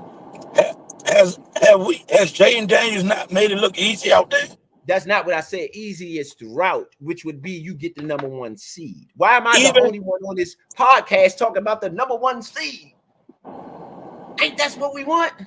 we don't have to talk about it. We being about it. What you talking? What we talking about it for when we actually putting in the work and doing it? I'm talking about See you what I'm gonna have to saying? go. So you don't think that the Philadelphia Eagles are standing in the way of the number 1 seed? I don't think I'm scared. I don't think I'm scared of or looking at them standing in the way. If any team I'm looking at, if we see the Lions or we see the Vikings, I'm not worried about Philly, to be honest. Huh? No, I'm not. Do y'all who has something to say about what Big Son just said? Do y'all share in Big Son's sentiments? I'm just about, saying. I'm looking at about not teams being like I'm not scared of Philly bouncing back in the water now because they got AJ Brown. When they ain't have AJ Brown, they was looking like. Let me fix my language. I'm about to say something I shouldn't say. I got my nephews and my nephew and my niece there. I want to talk correct. They're looking like they're getting passed around. Like I don't like the look of them. You know what I'm saying? So Yeah. it's one thing, you know what I'm saying? It's one thing to stay in your lane, but you just they Hey, jumping out their lane like they beasts like that. Y'all was down one player, so he make y'all whole team. yeah, no, listen to what I'm saying. I hear you, Big Son, and I don't agree with we got to go through Philly, but I do agree with this. Right now, Philly has been the most consistent team in our division over the last couple years, even more consistent than the Cowboys. Okay, they are still showing some level of consistency with what you see on their record. I do agree with we got to go through Philly so we can assert our dominance, though. Hold on, I'm You know coming what I back in. mean? Keep on talking. As I'm coming far as back in. I want to hear all yeah, that. Hold on. Big Son said, "Hold on, I want to hear I'm all that." listening. I'm listening. Go ahead. But I do think that we do gotta go through them to assert our dominance in our division. Not necessarily this year, but in our division, we gotta go through them. We gotta show that we the top dogs in our division. If we do that, then Philly gotta come through us in the playoffs. And that's the reality of it. Even though right now, let's say we keep it rolling, we don't get a first round bye yet. You know what I'm saying? So if everything is the way it is now, we don't get that first round Dallas bye. scored. Dallas scored with Cooper Rush, then got the 2 point with CeeDee Lamb to make it a 6-point game. They only have one timeout though. Do y'all remember a few years ago when Dallas kicked the onside and it rolled around and then they ended up getting it somehow and scoring and winning? And I think that was Cooper Rush too, wasn't it? Or that might have been that. Yeah, I'm not sure. But I'm gonna But say this. anyway, So when you say we gotta go through Philly, the Super Bowl don't go through Philly. The Super Bowl go through not the us. Super Bowl. As far as Philly. Not the Super Bowl. The division, we Right. gotta go through Philly only because of their level of consistency so far. And because their level of consistency is so high, what we want to do is we want to assert our dominance as the new top dogs, you know? And the only way we could do that is go really knock off the people that's been the top dogs in the division the last couple years. Right. I'm not saying that the Super Bowl goes through Philly, right? That's not what I'm saying at all. Not at all. Not even a little bit. However, I am saying that we're going because of our schedule. I'm not even saying it because Philly is so because of Philly's record and our schedule. It is common sense to know that we have to deal with the Philadelphia Eagles to get where we're trying to go in this season. Period. Yeah, honestly, we done swept the Giants down. Bring out your Dallas bro. can beat us twice and probably won't end up with enough wins to do anything. But listen to what I'm So saying. that's why I'm not saying Dallas in this situation. Philly has enough wins to take the division. What we're doing is trying to assert our dominance in our division, for real, because we thinking playoffs, yes, because it's middle of the season. But we still got to think division, okay? And if we think in division and we thinking about dominating our division, the Cowboys really don't look like they're going to be a contender in the division, but we still got to beat them. Right. The Giants is a team that's a contender, which is Young, why he we made have a 60-yarder. Ferguson made a 61-yarder to beat the Miami Dolphins. Oh, no, it's 5 seconds left. Ferguson, the kicker for the Buffalo Bills, hit a 61-yard field goal from the 43-yard line. to go up by 3 on the Miami Dolphins. That's crazy. That's crazy. I don't think y'all heard what I said. All right, so Dallas Cowboys with this onside kick, like I said, like a couple years ago. Okay, Dallas with the kick. Atlanta gets the ball. It's over. It's over. Bye-bye, birdies. Bye-bye, birdies. What's Dallas' record? Let's see what these Cowboys' record is. The Buffalo Bills. I believe they're 2-7. I believe they're 2-7. Dallas is 2-7. They not 2-7, Big Son. They is not no 2-7, Big Son. All right, bro. I know they ain't no 2-7. Let me go over here and see what Dallas is.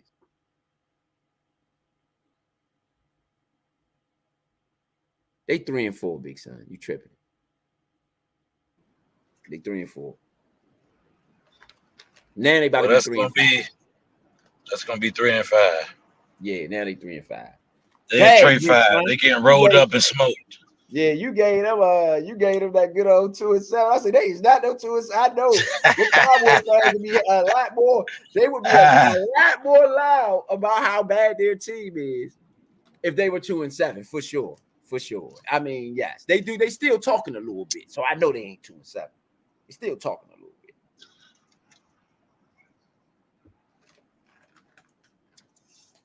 Dak Prescott has a hamstring injury, so you won't see him for at least 4 weeks. They play us on the 24th. You know, you won't see him for at least 4 weeks. Meaning Dak Prescott, he's gone for at least 4 weeks with a hamstring. You're going to see Cooper Rush. What do y'all think about Trey Lance now? Didn't I say Dak Prescott was not going to start? I say about week 8. My prediction just came through, too. Y'all don't want to admit it, but did not tell y'all, beginning of the season, Dak Prescott would not start every game this season.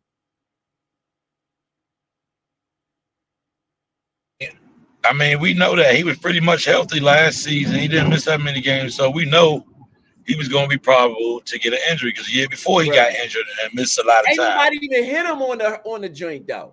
Nobody. I think he's faking it. Something going on. I think he's faking. I think this is a shame. He ain't nobody hit him. He just threw the joint and just kind of did this little motion, and all of a sudden his hamstring. Have you ever seen somebody hamstring get pulled by a throw? I mean, you working all the muscles in the body if you're throwing the ball right. He pulled his hamstring throwing the ball, bruh. So that I smell. How much he make per game? Let's look up Dak Prescott. How much he make per game? I think he know the season over. He like, nah, bruh. I'm not about that. Yeah, but if you pull your hamstring, X-ray ain't gonna lie, bro. Dog, I'm just saying. Yeah, you can. You can fake that joint. How you gonna fake an X-ray, bro? Let me see. No, X-rays. Pull hamstring don't come up on an X-ray. No, mine. Yeah. The area won't look different because of the muscle. Nah, X-rays bone. Yeah. Oh yeah, bone. My bad. Let's see. Let's see what Dak makes a game. I'm just saying. I mean, just say MRI tell you though. Oh, you gonna? I mean, yeah. Well, he might have to go out, or might say it hurt. Look, it hurt. All I know is it hurt. It felt like it was.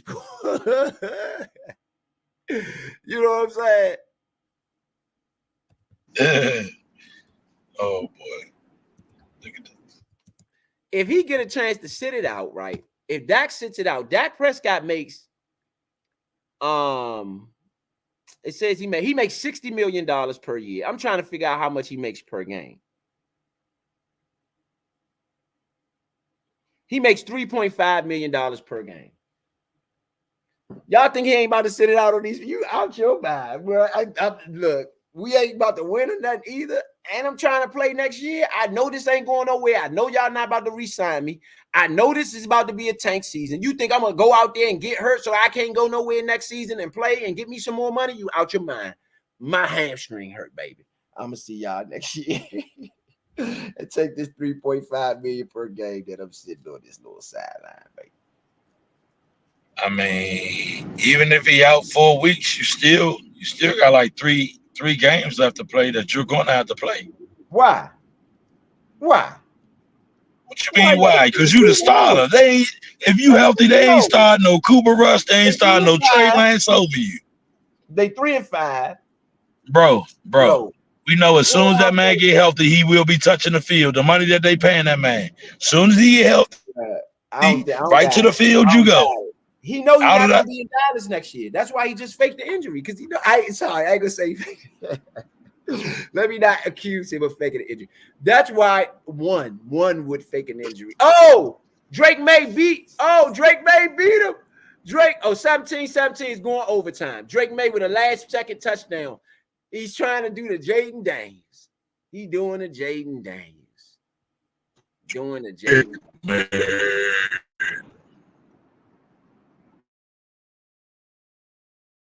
Drake May. This one is in overtime. So, fellas, so what y'all got for the game, man? We didn't veer it off a little bit, man. Let's get what y'all got for the game. I'm gonna read out some final stats in a little bit, and let me get y'all final thought. Well, not your final thoughts, but let me just get a general overview of what y'all think, as far as the game goes. Nobody is really going to mention it. Did Daniel Jones even get 100 yards passing? Or I mean, not even 100, 150. Did he even get 150 or 125 yards passing out there today? Because the defense that we were seeing in these first couple weeks, this wasn't that. And people might say, "Oh, what is the Giants?" Well, last time we seen them, Neighbors had 7 catches for almost 130 some yards, close to it. He was 127, I believe, 127 yards, 7 catches. He went off last time. My bad. Let me stop you. Daniel Jones had 174 yards. He ended up with 174 yards on the game. Garbage time. He probably got most of them yards on that last drive. Well, he didn't have a lot of yards at halftime, so you got validity to what you're saying. For sure. He didn't have a lot of yards. There was a lot of second half back in the game. Yeah, when he came out in the second half, he had 0 passing yards. Yeah, 0 passing yards. So I don't know when I understand when you got something working, you don't want to overdo it. But at the same time, when I have you corner, I'm not letting you out that corner. It's go time until it's finished. So we got to learn how to finish better, like going down the field and just getting the field goal and making it close, and then almost not being able to win the game. We got to stop that mentality. I'm with the go mentality. Go downfield and go get it. Like if we're right there to score the touchdown, don't be trying to run. No, score the touchdown. Because that's going to put the pressure on that offense that you've been playing all game. And they're going to make a mistake, which they almost did. If you consistently put pressure on them, it's only right. The pipe is going to burst with too much pressure. And that's what I believe in. And once we get to that point, and I'm not down on them on this when I'm bigging them up, but when you get to a point when you have your opponent cornered like that, there's no way you let them out the corner and be able to fight you and throw back. No, they're dead to rights at that moment. And it should be KO. Start KOing your opponent when you have the chance to. Don't let them around. That's my thoughts on the game. My thoughts on the game is personally more taking care of business, man. I know people upset. It ain't the prettiest wasting time, but to down the ball on the goal line says a lot. Me personally, in my opinion, you could score more points, but you choose to just end the game because you're already up. When you need to score because you're on the goal line, it's so much different than when you're up and you're saying, you know what, we won this battle. Okay, so I'm very happy, very pleased with what I've seen. I'm very happy with what I've seen out of Jaden Daniels thus far. I couldn't be happier going into the next couple weeks and feeling confident that we are going to be a team that plays consistently good football. So I'm excited.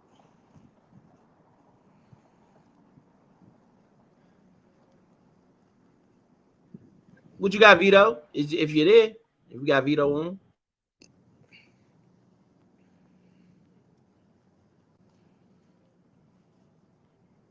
I will say a couple more things. I can say. I will say that we're beating the teams we're supposed to beat, and that feels good around here.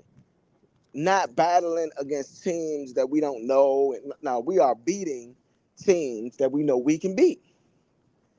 That is a refreshing feeling. Okay, we've looked at rosters in the year past and say we should be able to beat this team or that team or this team, right? This year we looked at that same thing and said, hey, we could beat these teams. 9 games into the season, a lot of us didn't predict 7-2. Me, I said we're going to win around 10 games this year. I feel like we're going to win around 13 now.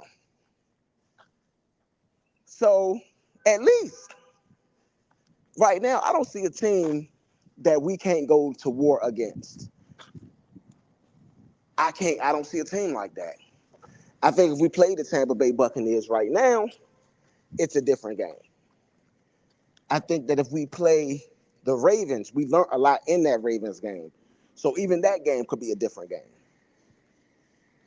But realistically, we are 21 points or 27 points or something away from having a perfect record on this year. And that's a lot to be said. We scored 30 more points. We would have been undefeated so far. So winning the games against beatable teams, man, I love it. I love it.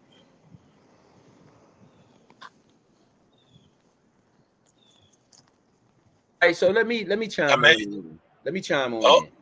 Oh, go ahead. No, Big Son, go ahead. No, go ahead. You good? I mean, what's not to love? You didn't have to exert Jaden Daniels. You know what I'm saying? I think his passes were low out there. You know how many passes he had to throw out there were low. The number was low. That means that you're not only giving him rest on the field, but you're making plays for the ball to be put in motion. Like that touchdown to McLaurin. Okay, I'm talking about the one where the guy passed in the first. They've practiced that play. You want to know how I know they practiced that play?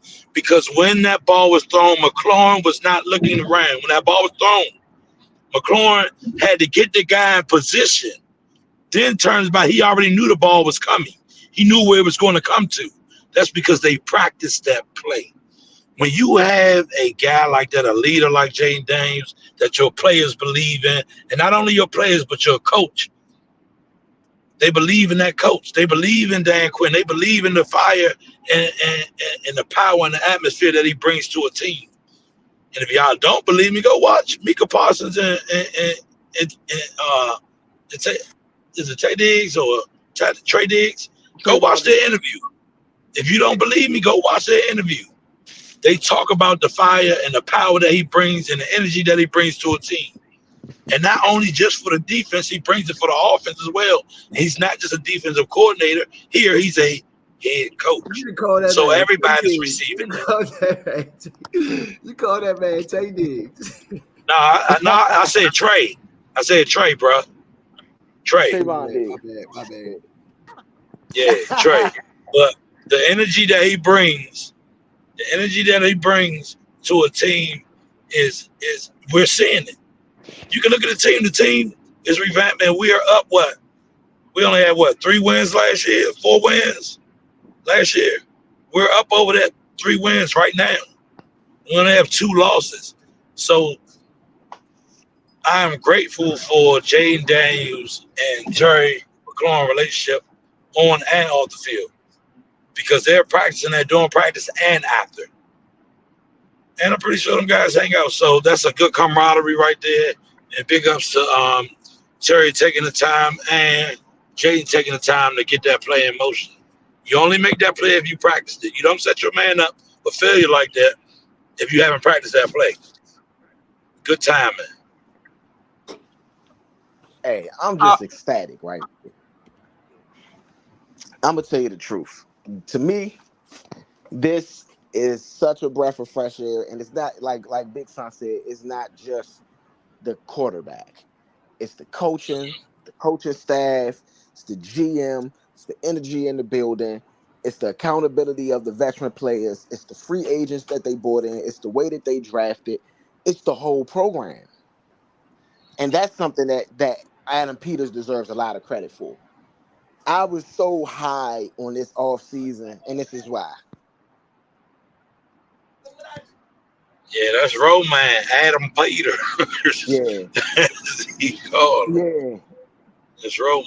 I was locked in with Adam Peters. Right, Adam Peters. That good old Adam Peters. Jaden Daniels, 15 for 22, 209 yards, 2 TDs, no interception. Yeah, you go ahead and do the stat line, Big Son. If you Good. Good quality football. And not to mention him, when I say it ain't just Jaden, they brought Rodriguez up. My man, Rodriguez, y'all know that's my guy. They brought him up, and he hasn't really been seen that much around here, you know. He's been like Mr. Really Bigfoot. Still with us. Really upset nothing. Let them be. They got to win the game. Let them be. They got to win the game. He was 11 for 50, 11 carries for 52 yards, 4.7 rushing average, almost 5 yards a carry. Eckler, 11 rushes, 42 yards, 3.8 yards a carry. Now, if you do that 3 times in your 4 downs that you have, by the third one, you have a first down. And he got a touchdown to go with that. Jaden Daniels, 8 carries, 35 yards, 4.4 average. Jeremy McNichols, 20 rushing yards. So, all I'm saying is we had close to 200 yards rushing. Hold on, bruh. Vegas.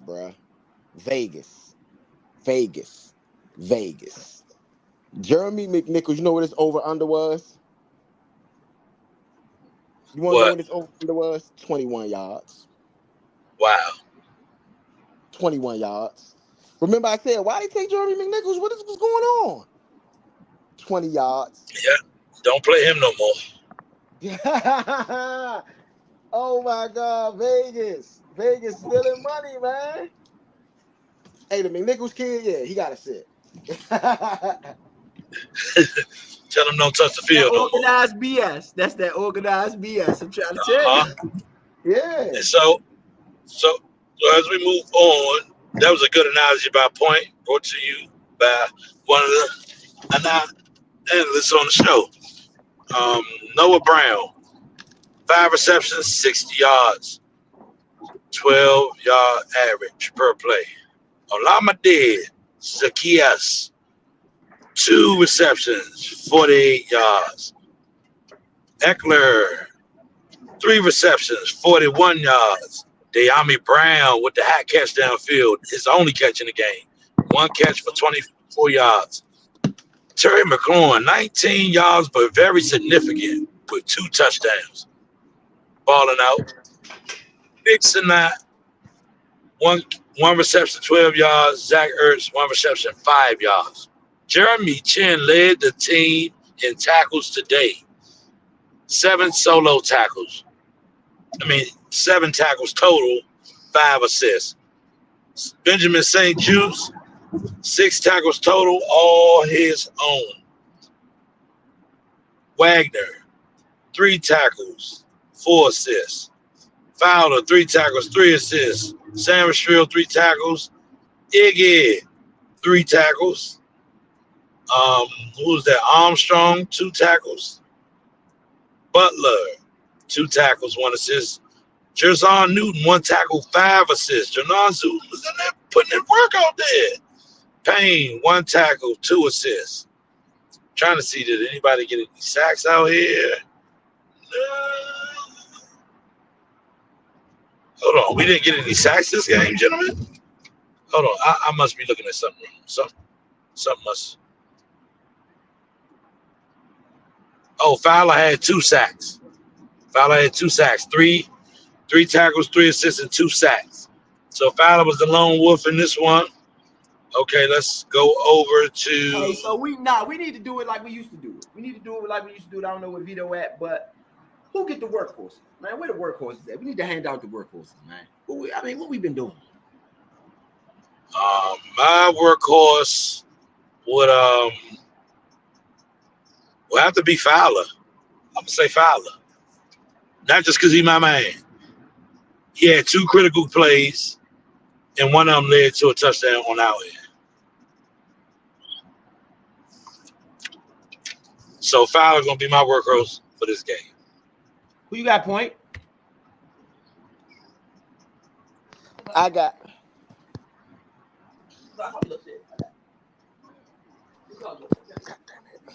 Jeremy Chin as my workhorse. Jeremy Chin was one of those players that just erupted. Yeah, just erupted. Jeremy Chin is a player that erupted out on the film today to me. He made, I think, 2 tackles for losses that just stood out on the field. When they had -5 yards, that was because of Jeremy Chin. My defensive workhorse, definitely going to give it to Jeremy Chin. Absolutely. You know what I'm saying? And so he would be probably my workhorse of the game. And then I'm an honorable mention Fowler, like Big Son said, because Fowler was out there wreaking havoc. Yeah, Fowler was unblockable today. Even on the wild play that he missed tackling Daniel Jones, he was unblockable. So yeah, he was wreaking havoc. Who was your workhorse? I said Fowler. Jeremy Chin. Oh, Yours has been sent. Jeremy Chin. Jeremy Chin. You got Chin. Yeah. All right. Yeah, I honorable mentioned. Hold on, bro. I just said I honorable mentioned Fowler too, though, because I do feel like Big Son is feeling as far as if Chin didn't have the game he had, I would have definitely chose Fowler. So I'm honorable mentioning Fowler. Okay, so mine is the offensive line. No sacks. I couldn't remember. I don't remember any holding penalties or any false starts. So I think for me, it's going to be the offensive line. I'm going to give them my workhorse. You know, the whole offensive line collectively.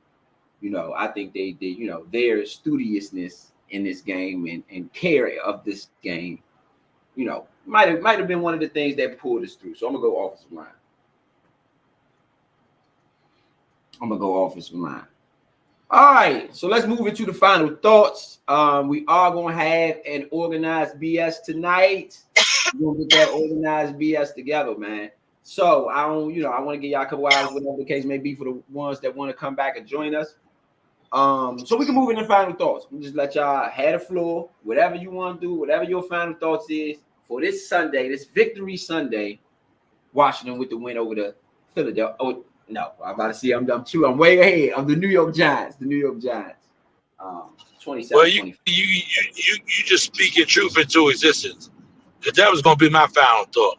We over this game already. Now it's time to get ready to go beat Philadelphia Eagles up. Everybody think that Philly's so tough, but we're going to. I think we already faced our most tough opponent already. And I already know what we do to Saquon. I don't know how many 100-yard games Saquon has had against us on the ground. He may have had a mixture of yards, but on the ground by itself, crack 100, not very many games. No, he has, bro. I normally get off on. No, I'm talking about against us, bro. Against the Giants, I'm talking about all-purpose yards. Yes. No, I'm talking about on the ground rushing. I'm talking about on the ground. He normally dominates us. I'm not gonna lie, bro. I'm not even going. No, he don't, bro. It's through the air. I know this because I looked at the stat. He's only done it like 2 or 3 times, maybe twice. I think it's twice. And if it ain't 2, it's 3. He hasn't rushed the ball well against us like that. I'm pulling the game log now, but go ahead. But yeah, he hasn't rushed that well against. So what I'm looking for is like we vamp down in the second half on a run. We need to vamp down the whole game on the run on them wholeheartedly because they like to do that brotherly push and all that, whatever they be or whatever they do up there, you know, They like to do that a lot. So we're gonna need to ramp down on that run because they're gonna use that run game early to get in those positions. You know, so we're gonna need to ramp down on that. So that's my final thoughts. But Saquon Barkley only has 100-yard game against us. That's what I was just saying, Vito. They was trying to tell. He has 200-yard games against us. That's what I said. He only got 1 or 2. The game log is on the screen. He has 170 on Oh yeah, and 189. December 9th, 2018. He had 189 on the 22nd of 2019. December 9th and December 22nd. And then that's it. December 9th, What? December 22nd, he's got 200-yard games. And that's just rushing. Mm-hmm. And that's just rushing. Just rushing. Yeah. Okay, and that's what I'm saying. How many times we played Saquon? He's only done that to us twice. Receiving, he had a 90-yard receiving game against us. He also had a 90. That 189, he had 90 yards receiving in that game too. He had 200. I remember. And 89 all-purpose yards against us. Yes. Yeah. I remember. So that's why I say back down on that run. That was the Giants' only piece of offense. He has a plethora of offense in Philadelphia. I do agree with Ro that is going to be the challenge for us in our division, but the Lions are the challenge in the NFC. In the NFC, I mean, the AFC is the Chiefs right now. I think it's Say it again. That's what I said, Vito. I said the same exact thing. I look at the Lions or. Go ahead, B-Son. I'm listening. My bad. Nah, I said that's why I look at like the Lions as the most dangerous threat and possibly the Vikings. You know what I'm saying?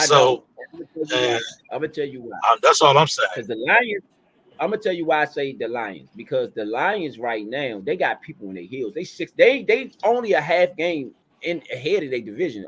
If they a half game less than what they are now, you gotta win the division to get to the playoffs. So effectively, they could end up third in their division and get and don't even make it because the division is so tough. So the same way the Lions gonna have to go through the Packers and Vikings to get where they want to go, we got to go through the Eagles. They're in the same position as us, in my opinion. How would the Lions have to go through them when they sitting on top? It's the other way around. Because they still no. Both teams they only a half game apart from each other. They both basically got the same. It don't matter. They still sitting on the deciding game is top, today. Bro. The deciding game is today. That deciding game is right now. Yeah. Right. The two limits to them, they still right where they at. And I would still say it goes through Detroit because that was the division winner last year. You right. I'm not saying. See, all I'm saying is that either way, you could say go one way or go the other way. I'm a Redskin fan, so I'm looking at who we got to go through. Well, we're right now essentially if the Lions lose this game today to the Packers, everyone has to go through us. We'd be number one in the NFL. I'm not disputing that, but okay, so now what are the challenges left for us? The Philadelphia Eagles are the challenge left for us. Nobody else on our schedule left. Not in the NFC. Yeah, right. Exactly. Yes, but they're still under us. I'm not disputing that, but I'm saying that is the challenge right now. I'm just making sure that's fine that it's the challenge. I'm just making sure that you say it right, that they have to go through us. We don't have to go through them, they have to go through us. Yeah. Okay, all I'm saying is regardless, we're gonna have to go through each other. Because the same way they gotta go through us, we still got to go through them too. Not unless we lose to someone else and are we not going to play closer in the division. No, we play them, but guess what? Let's just say that those are the two losses left for us this year is Philadelphia.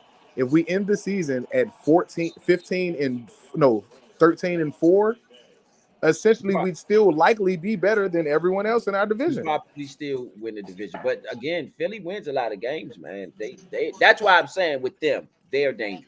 They also Barkley has played how many full seasons? Number one. Number two, AJ Brown has been a injury for them the last 2 seasons near the end of the year, and I'm not wishing any of that. I would like to play them at their full health so that I can see where the team is.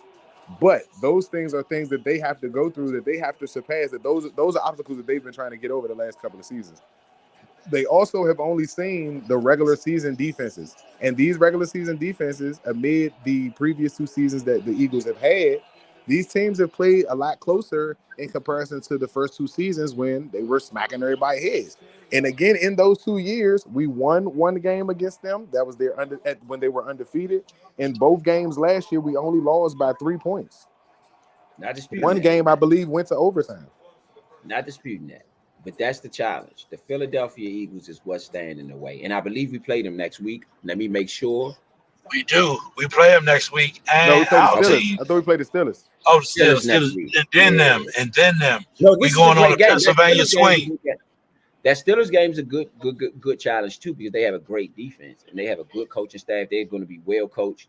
We've been beating subpar teams, in my opinion. I mean, I know y'all feel like they haven't been subpar, but I feel like every team. We have to see what happened with the Bears this week, but every team after we beat them, they win the next week. So everybody says that they're bad until they beat other teams, and then they're not as bad as they are until we played them and we made them look bad, or they're already bad. Those teams have had injuries. I don't remember in the past any team feeling sorry for us because our star player or star players have been injured, because that has been a number of seasons that we've covered since been doing this. Nobody cares about our injuries, so now we're caring about the team's injuries because they're regular. Those were playoff teams the year before. They came in with not many free agent changes that would have completely changed their team like us. And we had 40 new players and a new coaching staff and everything. And I think we should be given more credit for beating teams that we were losing to in the past, whether they're bad teams or not. This old team, the old Redskins team, would have lost to this team under the Dan Snyder and whatever coach that he would have given the opportunity to blow the team. Right now, we're beating the teams we should beat. Every game isn't the most glorious looking, but guess what? Remember I said we weren't usually getting the ugly wins either. We're getting the ugly wins. We're getting the blowout wins. We're finishing games. This game I think could have went a lot better, but I did feel like the Giants defense was good enough to at least be challenging, and I think that we played horribly covering the run. We got up enough that we were able to make them one-dimensional, and then when they became one-dimensional, we kind of let them do what they were doing the first game as far as allowing Neighbors to be as talented as he is and do a lot of what he wanted to do. We came up big in some decent plays, but I think the Steelers would be a better challenge as far as us, our offense going against a better defense and our secondary going against a better pass offense. I think Russell Wilson is going to rely on the pass more than running with Najee Harris. Yeah, that's what I'm saying. That's a game. That's a good game next week. That's what I'm waiting for. I want more of those games because I know in the playoffs you're not going to play any bad teams. For me, I get it. Everybody feels, everybody has their own goals or what they'll be satisfied with at the end of the season. For me, if you win 12 games, you should be in the Super Bowl. Yeah, that's not my goal for the end of the year. And I want everybody to know that's listening for me, as I stated earlier in the year, that we can go back to it. I don't expect Super Bowl this year. I think you go as far as you can take this team because that delivers the mindset moving forward of what your expectations are. I think if you can make it to the Super Bowl due to any other teams and maybe injuries or offense is not playing well at that time or your defense hitting it at the right spot, then yes, you coach for the moment as the moment goes. But I think the concept of coaching week in to week out has been working very well for this team. But let me ask y'all this. Let me ask y'all this. If this team wins 12 games, do the expectations change? 12, let's say this team wins 13 games, 14 games, 14-2. Don't lose no more this season. Should we as a fan base say you won 14 games? Should we expect at least a Super Bowl appearance? That'll be the best record in Redskin history. We've done that one other time too. That'd be 15 games though, because it's 17 games. So that would be 15. Let's say they go 15-2. Should we as a fan base now expect to be playing in February? Yes, I think everybody does. But if you look at my example, I think is based on Detroit last year. If you look at a bad franchise or a franchise that's gone through turmoil and just negativity for a long time, just had good seasons, maybe here and there, good games, good players, which has never really accomplished anything. The amount of energy that place had is why I believe they are 6-1 this season. It's a sustainable energy, and it's an expectation that you can now push forward so that your team shows up like this every single season. You don't want to expect Super Bowl if you make it and you don't win, or if you don't make it and you expect it. And then in the off season, what's the next move? The next move is to win it again. But you've already done all of these things, and if you expected to win, you now become the Dallas Cowboys, where you can get 13 wins in a season, you can get 12 wins on a regular basis, and can't get a playoff win. I think that you don't even have every piece that you really want for your offense yet. You don't even have every piece for yourself on your defense yet. We don't have a number one corner or a lockdown corner or a corner that we can all rely on and say that the top wide receiver for the other team isn't going to do work today. Sam Strill's getting there. He got some stuff going on, but getting there is not there yet, and getting there is not there yet. And like even for Pat Mahomes in his first year, as nice as he was and as good as he wasn't Tom Brady yet. You know what I'm saying? Even if he had high expectations and did really good things and changed the culture there for what they were expecting, it's just still somebody else better in front of you right now. Our quarterback is playing phenomenal football, making really good decisions. Our offensive line, I don't think is talked about enough right now, who's playing a phenomenal season right now. Phenomenal. I don't even think he got touched much of it and holding on the ball too long. But like in the pocket and standing right there, he was barely getting touched today. And that's due to the offensive line and their play calling and some of his decision making. But the offensive line has played really well. But again, I still think that you can make upgrades there that you haven't done yet. There's still improvement that this team can make. And don't get me wrong, if we are able to make it to the Super Bowl, I don't think you ever tell your team to pull back. I'm saying, should we expect it? Should we expect it? Is it? What do y'all think the Super? Let's talk Super Bowl chances. No, let's talk. We already talked division. We say the division comes down to Philadelphia Eagles. We can, if we sweep them, we got the division locked in the bag. Right? Pretty much. Right? It's possible. We all agree with that? Highly possible. Yeah, I think if Dak doesn't come back, that's 2 against the Cowboys, and then you're looking at having to face the Eagles. Right. So essentially, you beat the Eagles twice in the division. Now you're looking at the NFC, right? And you got like maybe 4, 5, 6-2 teams. 2 of them are playing right now. A lot of them will cancel each other out because they're in the same divisions, X, Y, and Z, whatever. What are the playoff chances now, realistically speaking, against what the competition we talked about earlier? The Lions, the Packers, who was in front? The Falcons. The Falcons are now 7-2 too. We're 7-2. The Falcons 6-3. They're 6-3. 6-3. Okay, 6. Yeah, they 6-3. You're right. So, what is our chances against these guys? How do y'all feel about the playoff? I don't think Kirk Cousins can beat us. I'm not sizing it or nothing like that, but he can't move in the pocket, and I think we create too much going on in the pocket right now. We're not getting as many sacks as I would love to see, but we are definitely getting pressure, and I don't think Kurt would be comfortable under what he's had to go through. The last couple of weeks, they've seen minimal pressure, and he's still getting sacked in those games. I think that would be a 6-7 sack game. Bijan Robinson, in my opinion, does not run the ball well under Kirk Cousins. I think Kirk Cousins takes too long to get to the hole, so it slows Bijan's startup. Algier does a really good job after that. It depends on the way that they try to approach that. I think Pitts is a mismatch for a lot of teams, but I think that we have really good linebackers. Let me cut you off, Tito. I think you talked about the wrong things. I think I'm gonna tell you why I think we will win. It'd be for a whole nother reason. Because Dan Quinn was fired by the Atlanta Falcons. I think for Dan Quinn, that team comes out there with a different type of chip on their shoulder. All right, so that's one game out the way. You can go to the next one then. You got the Rams, you got the Seahawks, you got the 49ers, or the Arizona Cardinals. I'm gonna assume and say that the Cardinals don't. Yeah. I'm gonna say the Cardinals don't make it right now. Out of that, division, though. Huh? They lead the division.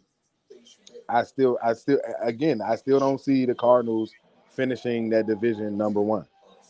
That's just me. And if we had to play them, you see what we did to them. I don't have them having a chance in the playoffs. So I don't think that I don't think any of the teams that are tied with them look at that and say that we're afraid that Arizona has a chance to beat us. Like all of them are going to get Arizona's going to get their number one or their best game from each of those teams when they play them the next time. And I don't know if Arizona gets that done against all of them. Not saying that they can't, but again, because those teams are all built for their divisions. But Arizona got some early wins that I'm not sure that they would get away with later on in the season. You got more experienced coaches there. And I don't really see Arizona presenting a big handicap against anybody outside of Marvin Harrison Jr. Again, he shows up in big games, but you're going to need him to get 2-3 touchdown games for them to really do anything in the playoffs, in my opinion. And against us, he didn't do anything. Not that he won't do it the second time, but I don't got us going like that. And our offense was not being able, they couldn't stop us offensively. So, who else would you like to say? Even with the Rams, you have a coach that has experience with this team, but has experience with this franchise, but not with this team. I don't think that the Rams are a team that shouldn't be looked at as a threat. I think that they have a definite chance of winning that division over the 49ers this year because of the injuries and just how they've played recently. But the 49ers also still have a chance to get Christian McCaffrey back at some point in time this season. And if he comes back at a 10 or a week 11 or something like that, or 12, you got essentially a healthy running back at the right time. And they still have been run blocking well. They've still been running well. So it depends on what shows up in the second half of the season with them.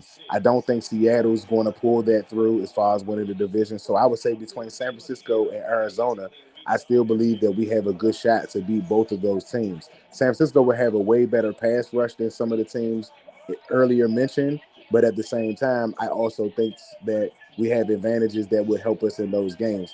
Debo's not the beat you downfield receiver. He's the beat you in the intermediate and breaking tackles.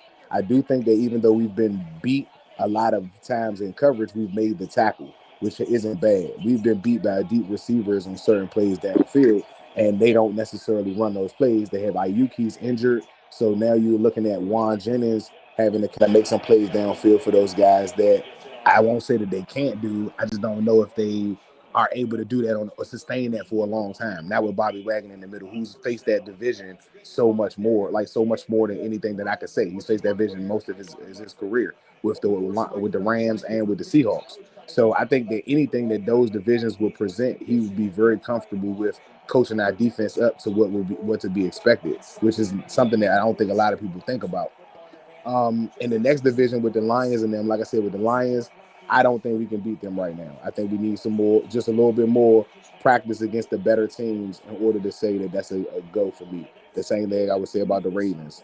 7 times out of 10, we lose that game. But 3 out of that is based on us having to play that type of competition more and more and more. And the more we play it, I think the better we'll get. The Packers in that division, I think the Packers can be beat by us. I don't think that they're a fast team. They're a well-coached team. They're a tough team. They're good on defense and offense. But I think Jaden Daniels presents something that division doesn't have a lot of, which is a mobile quarterback. Those defenses right there are base defenses. They got to face quarterbacks that can't run on a every week basis as far as their division. So playing against quarterbacks that are mobile is a little bit different for them. And Lamar Jackson has a damn near perfect record against the NFC because most of the teams are built to play against unmobile quarterbacks. 107 already. But that's my opinion so far on that playoff picture and what we will be able to present. I think we can, and again, or can we win the Super Bowl? I believe we can make it there. I just don't want any of the fans to get too far ahead without doing the work. I'm definitely with you on that road as far as us not beating enough quality teams for us to feel confident that it's a Super Bowl win. But at 12 wins, should you expect or have the expectancy of a Super Bowl? Yes. The reason why is because if you've gone to the playoffs, you should expect to go to the Super Bowl. But it's 3 games. That's all it is. It's essentially 3 games for you to get to the Super Bowl. And if you get a bye week, you got 2 games to go to the Super Bowl. So you do the work during the season, make it to the playoffs. Once you make it to the playoffs, you give yourself a shot. This franchise has not been to the playoffs in so long that you don't give yourself a shot. I think getting 10, 11 wins this season sets you up for the next 3 to 5 years to try to make a push to go there multiple times. I think that it's 2 wins if you get the bye. It's 2 wins to the Super Bowl.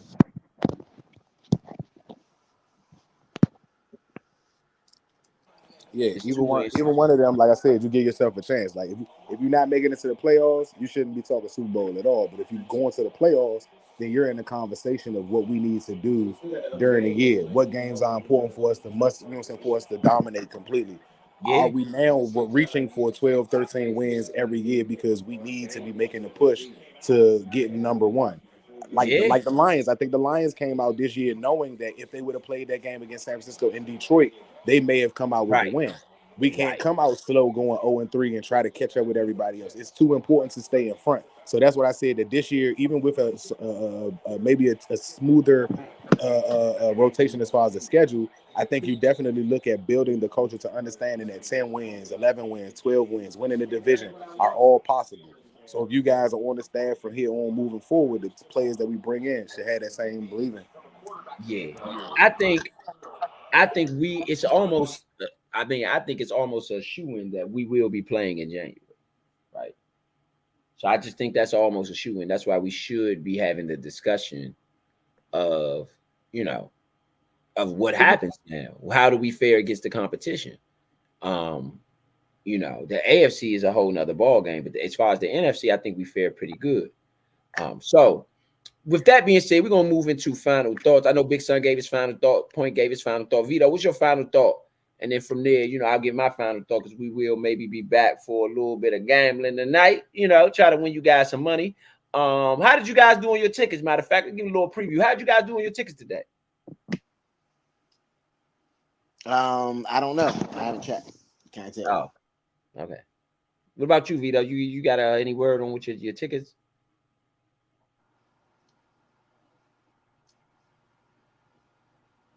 You got nothing for Vito?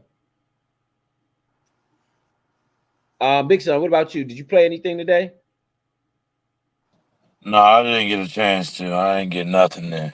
Okay, all right. Yeah, yes, indeed. So yeah. So yeah, definitely. I gotta win today. Okay, that's what's up. Yeah, I gotta win today. Good old, got a little bit of a W, you know what I'm saying? Let's see. What was on the ticket?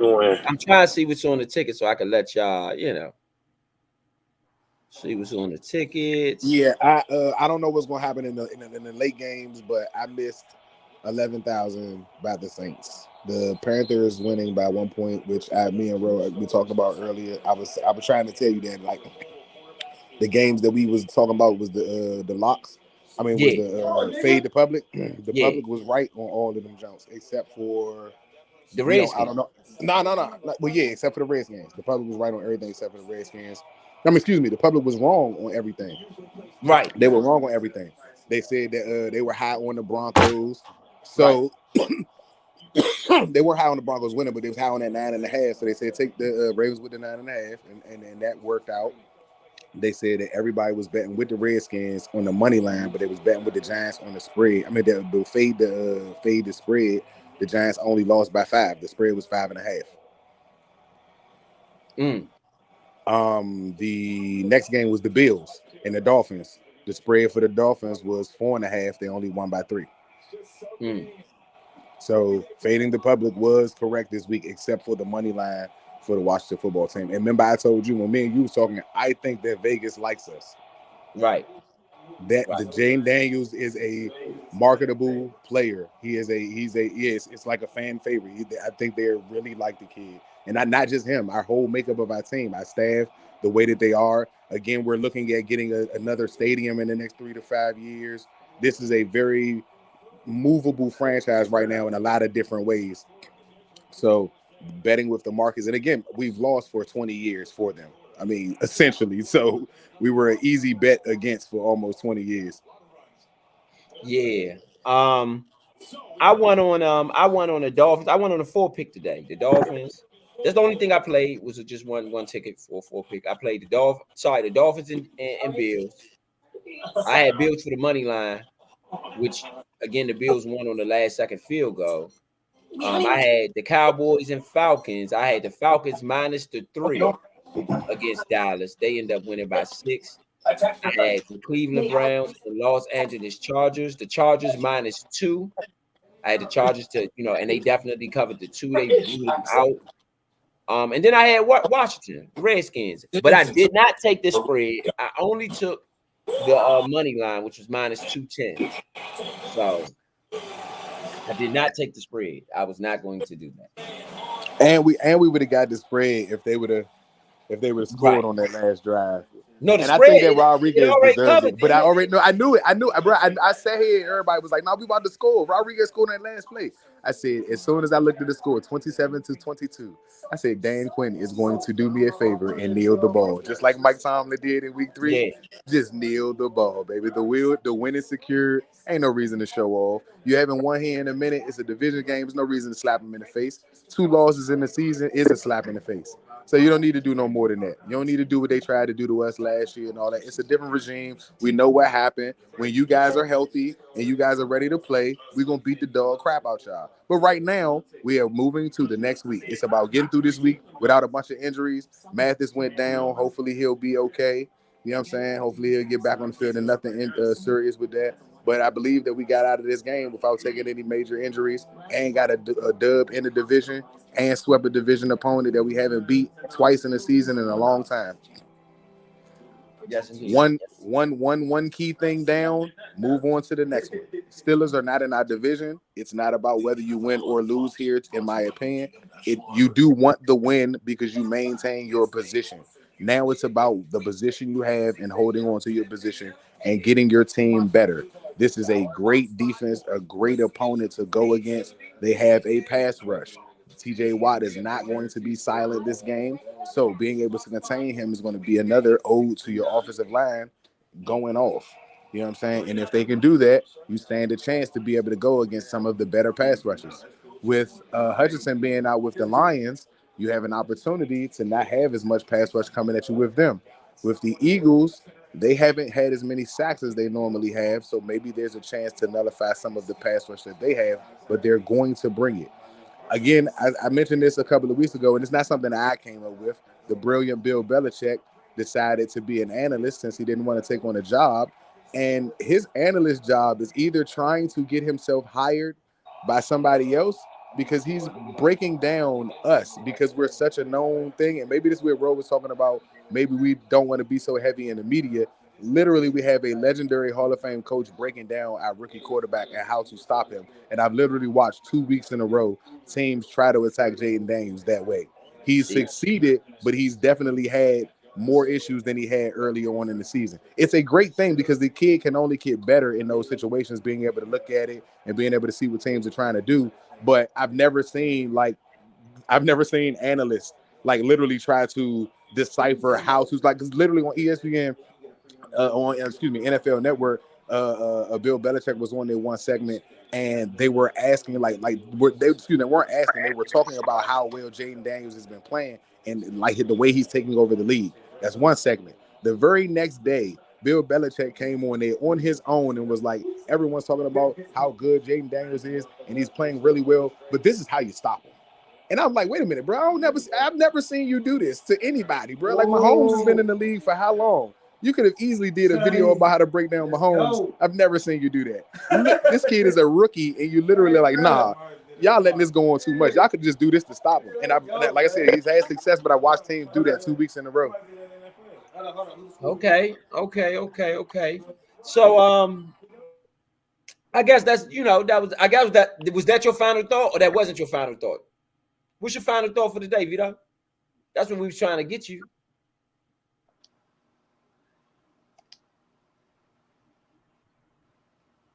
And where Vito go? He's trying to get him the final thought. I'm just gonna assume that was Vito's final thought. I think V, we lost you. V, you still there? He's still on the board, but it looked like he muted.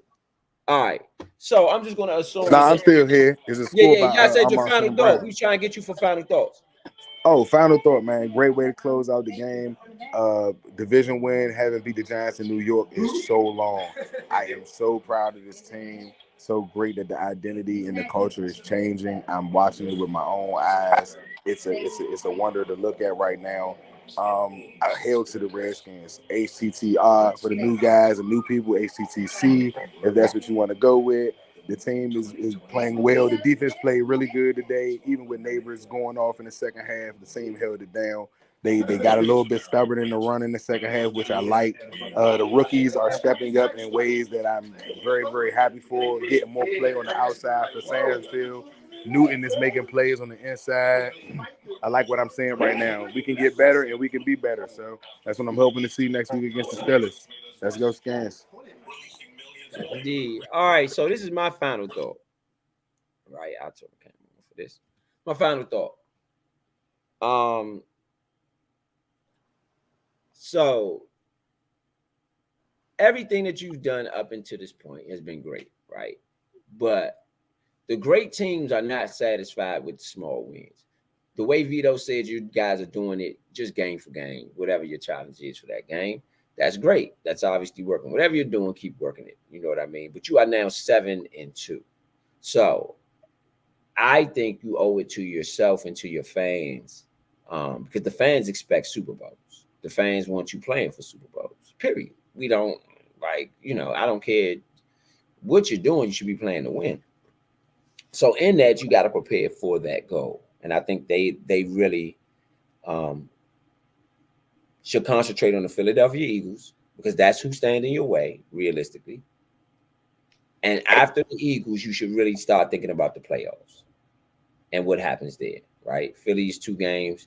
Of course, you got to get through Dallas and all of that, but someone, and maybe not you don't have to necessarily start thinking about it, but someone in your organization should start looking forward, start scouting some of the competition, start moving in that direction. If you, essentially you're at 7 right now.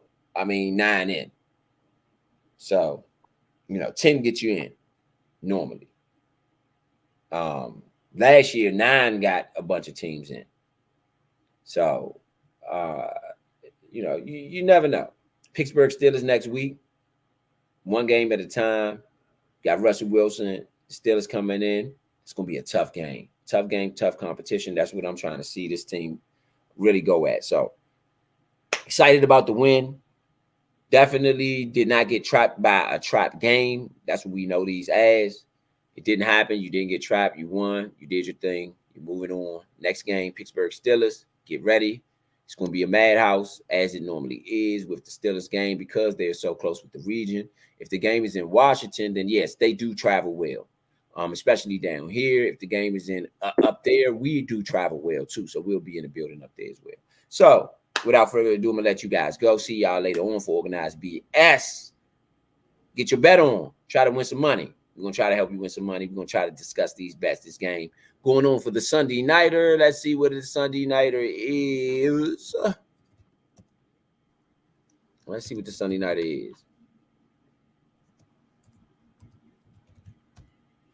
The Sunday Nighter is the, let's see where I can find it here. And just to give y'all an update on the games that are currently happening, the Philadelphia Eagles up 10-0 over the Jacksonville Jaguars. They have the ball 3rd and 6 at the Jacksonville 25. The LA Rams and Seattle Seahawks 0-0. 3rd and 5 at the Rams 26. The Arizona Cardinals are over the Bears right now. 7-3. And so you move down. You got the Packers. Okay, so you had tonight Chiefs and Bucks, and actually you got 2 games: Colts, Vikings, Chiefs, Bucks. 2 games tonight. So we in for a little bit of a treat. So I think the first game. Let's see what time this first game start.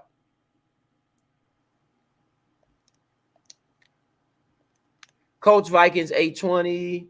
Buccaneers, Chiefs 8:15. Oh, that's tomorrow. No, that's tomorrow night. Colts, Vikings is tonight.